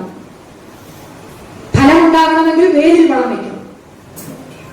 ഇവിടെ നടക്കുന്ന ബഹുഭൂരിപക്ഷം കാര്യങ്ങളും, മാറ്റത്തിന് വേണ്ടി എന്ന വ്യാജേന നടക്കുന്ന ബഹുഭൂരിപക്ഷം കാര്യങ്ങളും കതിരിലാണ് വളം വെക്കുന്നത്. അതുകൊണ്ട് തന്നെ എല്ലാ വർഷവും എല്ലാ ബജറ്റിലും ഈ പ്രോസസ് ഇതിങ്ങനെ തുടരും. ലഹരി വിമുക്തം, ലഹരി വിമോചനം. അത് പേരിന് വേണ്ടിയിട്ടുള്ള ഈ ഒരു പരിപാടികൾ ഇങ്ങനെ നടന്നുകൊണ്ടേയിരിക്കും. അപ്പുറത്തൂടെ ഈ വൻകിട മാഫിയ, അന്തർദേശീയ മാഫിയ നമ്മുടെ നാട്ടിലേക്ക്, നമ്മുടെ വീടുകളിലേക്ക്, നമ്മുടെ സ്കൂളിന്റെ മുറ്റത്തേക്ക്, ക്ലാസ് റൂമുകളിലേക്ക് ഒക്കെ പടർന്ന് പന്തലിച്ചുകൊണ്ടിരിക്കുന്നു. അത്തരം ധാരാളം കാര്യങ്ങൾ നമ്മളൊക്കെ വളരെ നിസ്സാരം ലഹരി വിരുദ്ധം അല്ലെങ്കിൽ MDMA, മാഫിയ, ഗുണ്ട അത്രയും പറഞ്ഞ് അവസാനിപ്പിക്കുകയാണ് നമ്മുടെ ചർച്ച. നമ്മുടെ ലോജിക്കൽ തിങ്കിങ് ഇത് എവിടുന്ന് വരുന്നു? ഇതിന്റെ ഉറവിടത്തിൽ തടയാൻ പറ്റില്ലേ? ഇത് നിർമ്മിക്കുന്നത് ഏത് രാജ്യത്താണ്? അല്ലെങ്കിൽ ഇന്ത്യയിൽ എവിടെയാണ്? അവിടുത്തെ ഭരണകൂടം ആരാണ് നയിക്കുന്നത്? ഇതൊക്കെ നമ്മളിൽ എത്ര പേർ ചിന്തിക്കുന്നു? നിർമ്മിച്ച് കൃത്യമായി വിപണനം നടത്തുന്ന ഒരു സംഗതിയാണ് ഈ ലഹരി വസ്തു. സിഗരറ്റ് പോലെ, കള്ളുപോലെ കൃത്യമായി നടത്തുക. കുട്ടികളല്ല നിർമ്മിക്കുന്ന, അല്ലെങ്കിൽ ഇത് കഴിക്കുന്നത് നിർമ്മിക്കുന്ന വസ്തുവല്ല. അത്തരം ആവർത്തനമായ ഒരു കാര്യത്തെ പറ്റി പോലും ലോജിക്കലായി ചിന്തിക്കുന്ന നമ്മുടെ സമൂഹത്തിന്റെ ലോജിക്കൽ ബുദ്ധിപരമായി ഇടപെടുന്ന ആ ഒരു തലം നമുക്ക് നഷ്ടമായിക്കൊണ്ടേയിരിക്കും. പറഞ്ഞു വരുന്നത്, എഡിറ്റിംഗ് ആരുടെ ഉപകരണമായാലും ആരുടെ പ്രവൃത്തിയായാലും അതിനെ ചെറുക്കേണ്ടതും അതിനെ തടുക്കേണ്ടതും അതിന് വിധേയപ്പെടുന്നവരുടെ, വിധേയമാകും എന്ന് തോന്നലുള്ളവരുടെ എല്ലാം ഉത്തരവാദിത്തമാണ്. അത് സംഘടിതമായിട്ടാകുമെങ്കിൽ അതിന്റെ ശക്തി കൂടും. ഒറ്റപ്പെട്ട ശബ്ദങ്ങളായതുകൊണ്ട് മാത്രമാണ് ആളുകൾ മടിച്ചു നിൽക്കുന്നത്. കേരളത്തിൽ ഇനി വരാനിരിക്കുന്ന നാളുകളിൽ ഇന്ത്യയിൽ ഉണ്ടാകുന്നതിനെക്കാട്ടിലും ഭീകരമായ പ്രശ്നങ്ങളാണ് കേരളത്തിൽ ഉണ്ടാക്കാൻ പോകുന്നത്. കാരണം കേരളം വളരെ സെൻസിറ്റീവ് ആയിട്ടുള്ള ഏരിയയാണ്. കേരളത്തിൽ എന്ത് സംഭവിച്ചാലും ആഗോള വാർത്തയാണ്. കേരളം ജനങ്ങൾ തിങ്ങിപ്പാർക്കുന്ന സ്ഥലമാണ്. ഭയപ്പെടുത്താൻ എളുപ്പമാണ്. നിങ്ങൾ യുപിയിലോട്ടോ രാജസ്ഥാനിലോട്ടോ ഒക്കെ പോയാൽ ഭൂവിസ്തൃതി വളരെ വലുതാണ്. ജനങ്ങൾ താമസിക്കുന്ന ഏരിയകൾ വളരെ കുറവാണ്. കേരളം ഇന്ന് ഒരു ടൗണാണ്, ഒരു പട്ടണമാണ്. ഈ ടൗണിന്റെ ഒരറ്റത്ത് നിന്ന് ഒരു തിരി കൊളുത്തിയാൽ കേരളം എന്ന് എമ്പുരാൻ സിനിമയിൽ പറയുന്നത് പോലെ തന്നെയാണ്. അതുകൊണ്ട് തന്നെ ഇന്ത്യയിൽ ഏറ്റവും കൂടുതൽ ജാഗ്രതയോടെ ഈ പറയുന്ന എഡിറ്റിംഗ് ആയുധവുമായി ഇരിക്കുന്ന, നമ്മുടെ ജീവിതത്തെയും കാഴ്ചയും എഡിറ്റ് ചെയ്യാൻ കാത്തിരിക്കുന്നവർക്കെതിരെ ജാഗ്രത കൊള്ളേണ്ട നാട് കേരളം തന്നെയാണ്. രാഷ്ട്രീയമായി കുറച്ച് സെൻസിറ്റീവ് ആണ് നമ്മുടെ ഇടം എന്നതൊരു വലിയ പ്രത്യേകതയാണ്. പക്ഷെ അതിനും അപ്പുറം കേരളത്തെ ജയിക്കുക എന്നുള്ളത്, കേരളത്തെ പിടിച്ചെടുക്കുക എന്നുള്ളത്, പണ്ട് ബ്രിട്ടീഷുകാർ വന്നപ്പോഴും ഡച്ചുകാർ വന്നപ്പോഴും ഒക്കെ കേരളം വളരെ ഇമ്പോർട്ടന്റ് ആയിരുന്നു. കാരണം അന്ന് അവർക്ക് നാണ്യവിളകളായിരുന്നു താല്പര്യം, അല്ലെങ്കിൽ നമ്മുടെ മറ്റു കടൽ സമ്പത്തുകളായിരുന്നു താല്പര്യം. ഇന്ന് കേരളത്തിലേക്ക് ഉറ്റുനോക്കുന്ന നവഫാഷിസ്റ്റുകൾക്കും അവരെ നയിക്കുന്ന, അവരെ നിയന്ത്രിക്കുന്ന കോർപ്പറേറ്റുകൾക്കും ഒക്കെയുള്ള ലക്ഷ്യം അതിനേക്കാളൊക്കെ വളരെ വലുതാണ്, ആപൽക്കരമാണ്. അത് നമ്മൾ ചിന്തിക്കുന്നതിനും അപ്പുറത്തേക്കുള്ള വലിയ ആപത്ത് നിർമ്മിക്കുന്നതാണ്. അതുകൊണ്ട് തീർച്ചയായും നമ്മൾ ഓരോരുത്തരും ഇന്നിവിടെ ഇങ്ങനെയൊരു വിഷയം ചർച്ച ചെയ്യാൻ വേണ്ടി, എന്നെ കേൾക്കാനെന്ന് ഞാൻ പറയുന്നില്ല, ഞാൻ പുതിയതായിട്ടൊന്നും പറഞ്ഞിട്ടില്ല, നമുക്കെല്ലാം അറിയാവുന്ന കാര്യങ്ങളാണ് പറഞ്ഞതത്രയും. നമ്മൾ ഒന്നിച്ചിരിക്കാനും ചർച്ച ചെയ്യാനും പരസ്പരം ഇനിയൊരു സംസാരിക്കാൻ കൂടി സമയമുണ്ട്. നമ്മൾ ഓരോരുത്തരും ഇടയായി എന്നുള്ളത് വളരെ പോസിറ്റീവായിട്ടുള്ള ഒരു കാര്യമാണ്. തീർച്ചയായും നമ്മൾ ഓരോരുത്തരും നമ്മുടെ ജീവിതം ജാഗ്രതയുള്ളതാക്കി മാറ്റുക, പാസീവ് ആകാതിരിക്കുക. അതാണ് ഈ കാലഘട്ടത്തിൽ ഏറ്റവും കൂടുതൽ വേണ്ടത്. നമുക്ക് ചുറ്റും, നമ്മുടെ ഉള്ളിൽ നമ്മുടെ ശത്രുവുണ്ട്, നമ്മുടെ പുറത്ത് നമുക്ക് ശത്രുവുണ്ട്. നമ്മുടെ ഉള്ളിലെ ശത്രുവിനെ നമ്മൾ ഫൈറ്റ് ഇറ്റ് ഔട്ട്, യുദ്ധം ചെയ്ത് ജയിക്കുക. നമ്മൾ ജയിക്കണം. നമ്മുടെ ഉള്ളിലുള്ള നമ്മുടെ ശത്രു ജയിക്കാതിരിക്കാൻ വേണ്ടി ശ്രമിക്കണം. അതോടൊപ്പം തന്നെ നമ്മുടെ പുറത്തുള്ള നമ്മുടെ ശത്രു, അത് നമ്മുടെ നാടിന്റെ ശത്രു കൂടിയാണ് എന്ന് കരുതിക്കൊണ്ട് അതിനെയും ഒരേ സമയം ഫൈറ്റ് ചെയ്യാൻ ഉള്ള ഒരു സന്നദ്ധത തീർച്ചയായും ഇവിടെ വന്നിരിക്കുന്ന ഓരോരുത്തർക്കും ആ മനസ്സുള്ളവരാണ് എന്നുള്ളത് കൊണ്ടാണ് എന്ന് ഞാൻ മനസ്സിലാക്കുന്നു. നമ്മുടെ ഭരണഘടന സംരക്ഷിക്കേണ്ടത് അംബേദ്കറിന്റെ വലിയ വിശാലമായ സ്വപ്നം, ഗാന്ധിയുടെ ത്യാഗം, ആയിരക്കണക്കിന് ലക്ഷക്കണക്കിന് വരുന്ന തൊഴിലാളികളുടെ ജീവത്യാഗം, നമ്മുടെ സ്വാതന്ത്ര്യ സമര സേനാനികളുടെ ജീവത്യാഗം, ഇന്നും മരിച്ചു ജീവിച്ചുകൊണ്ടിരിക്കുന്ന 10,000-കണക്കിന് വരുന്ന കൃഷിക്കാരുടെ, ഇന്ത്യയിലെ പൊരുതുന്ന കൃഷിക്കാരുടെ, പട്ടിണി കിടക്കുന്ന കൃഷിക്കാരുടെ, അവരുടെ ജീവത്യാഗത്തിന്റെയും സമരത്തിന്റെയും സ്മരണ, നമ്മളെ നമ്മളാക്കുന്ന, നമ്മളെ നിലനിർത്തുന്ന ഓരോ മനുഷ്യരും, നമുക്ക് വേണ്ടി പോരാടുന്നവരുടെ, നമുക്ക് കണ്ട കർഷക സമരം, നമുക്കില്ലാത്ത ധൈര്യം പട്ടിണിക്കാരായ കർഷകർക്ക്, അവരാണ് ഇന്ത്യയുടെ മുഖം. ലോകത്ത് ഇന്ത്യയിൽ സമരം ചെയ്യുന്നത് ആരാണെന്ന് ചോദിച്ചാൽ അത് കൃഷിക്കാരാണ് എന്ന് പറയും, കർഷകരാണ് എന്ന് പറയും. കാരണം എനിക്ക് തോന്നുന്നു സ്വാതന്ത്ര്യ സമരത്തിന് ശേഷം ഒരുപക്ഷെ ഡൽഹിയിൽ കണ്ട ഏറ്റവും വലിയ സമരം കൃഷിക്കാരുടെ സമരമാണ്. അവിടെ ഈ പറഞ്ഞ ഏതെങ്കിലും പാർട്ടികളുടെ ഒരു ജാഥയോ യോഗമോ പോലും 10-20 വർഷം ഡൽഹിയിൽ ജീവിച്ച ഞാൻ കണ്ടിട്ടില്ല. ചെറിയ നാടകങ്ങളൊക്കെ ഉണ്ടാകാറുണ്ട്. അതിനപ്പുറത്തേക്ക് രാഷ്ട്രീയ പാർട്ടികളുടെ പൊതുയോഗങ്ങളോ സംഘടനകളുടെ മീറ്റിങ്ങുകളോ ജാഥകളോ പ്രകടനങ്ങളോ ഒന്നും ഡൽഹി പോലെയുള്ള ഒരു നഗരത്തിൽ പതിവുള്ള കാര്യമല്ല. അവിടെയാണ് സപ്തകാഷ്ടി മരിച്ചപ്പോൾ വലിയ ഒരു ജാഥ നടന്നതിനെ BBC അടക്കമുള്ള ചാനലുകൾ, പത്രങ്ങൾ ഇന്ത്യ കണ്ട ഏറ്റവും വലിയ ആദരണീയനായ കലാപ്രവർത്തകൻ അദ്ദേഹത്തിന് കൊടുത്ത ട്രിബ്യൂട്ട് എന്ന് രേഖപ്പെടുത്തിയിട്ടുണ്ട്. കാരണം ഡൽഹിയിൽ അത് പതിവില്ലാത്തത് കൊണ്ടാണ്. അവിടെയാണ് സ്ത്രീകളും കുട്ടികളും അടങ്ങുന്ന ലക്ഷക്കണക്കിന് വരുന്ന കൃഷിക്കാർ ഡൽഹിയെ ഇളക്കി മറിച്ചുകൊണ്ട് നടത്തിയ ആ സമരം. അതാണ് ഇന്ന് ലോകത്തിന്റെ മുമ്പിൽ നമുക്കുള്ള ഏറ്റവും വലിയ ഐഡന്റിറ്റി. നമ്മുടെ ഭരണഘടനയും നമ്മുടെ ഐഡന്റിറ്റിയും നമ്മുടെ പൗരത്വവും സംരക്ഷിക്കുവാൻ വേണ്ടിയാണ് കൃഷിക്കാർ രംഗത്തിറങ്ങിയത്. അവരുടെ അടക്കമുള്ള 10,000-കണക്കിന് ലക്ഷക്കണക്കിന് മനുഷ്യരുടെ സമരത്തെയും അവരുടെ വീര്യത്തെയും തിരികൊളുത്തി അത് അണയാതെ വെക്കാനുള്ള ബാധ്യത നമ്മുടേതാണ്. ഒരു സമരവും പാടില്ല എന്നവരെ ബോധ്യപ്പെടുത്താൻ ഈ പറയുന്ന എഡിറ്റിങ്ങിന് കാത്തു നിൽക്കുന്നവരെ, നമ്മളെ എഡിറ്റ് ചെയ്യാനും നമ്മുടെ രാജ്യത്തെ എഡിറ്റ് ചെയ്യാനും കാത്തു നിൽക്കുന്നവർക്കെതിരെ ജാഗരൂകരാകണം നിങ്ങൾ ഓരോരുത്തരും എന്ന് അഭ്യർത്ഥിച്ചുകൊണ്ട് ഞാൻ എന്റെ വാക്കുകൾ അവസാനിപ്പിക്കുന്നു. എല്ലാവർക്കും അഭിവാദ്യം.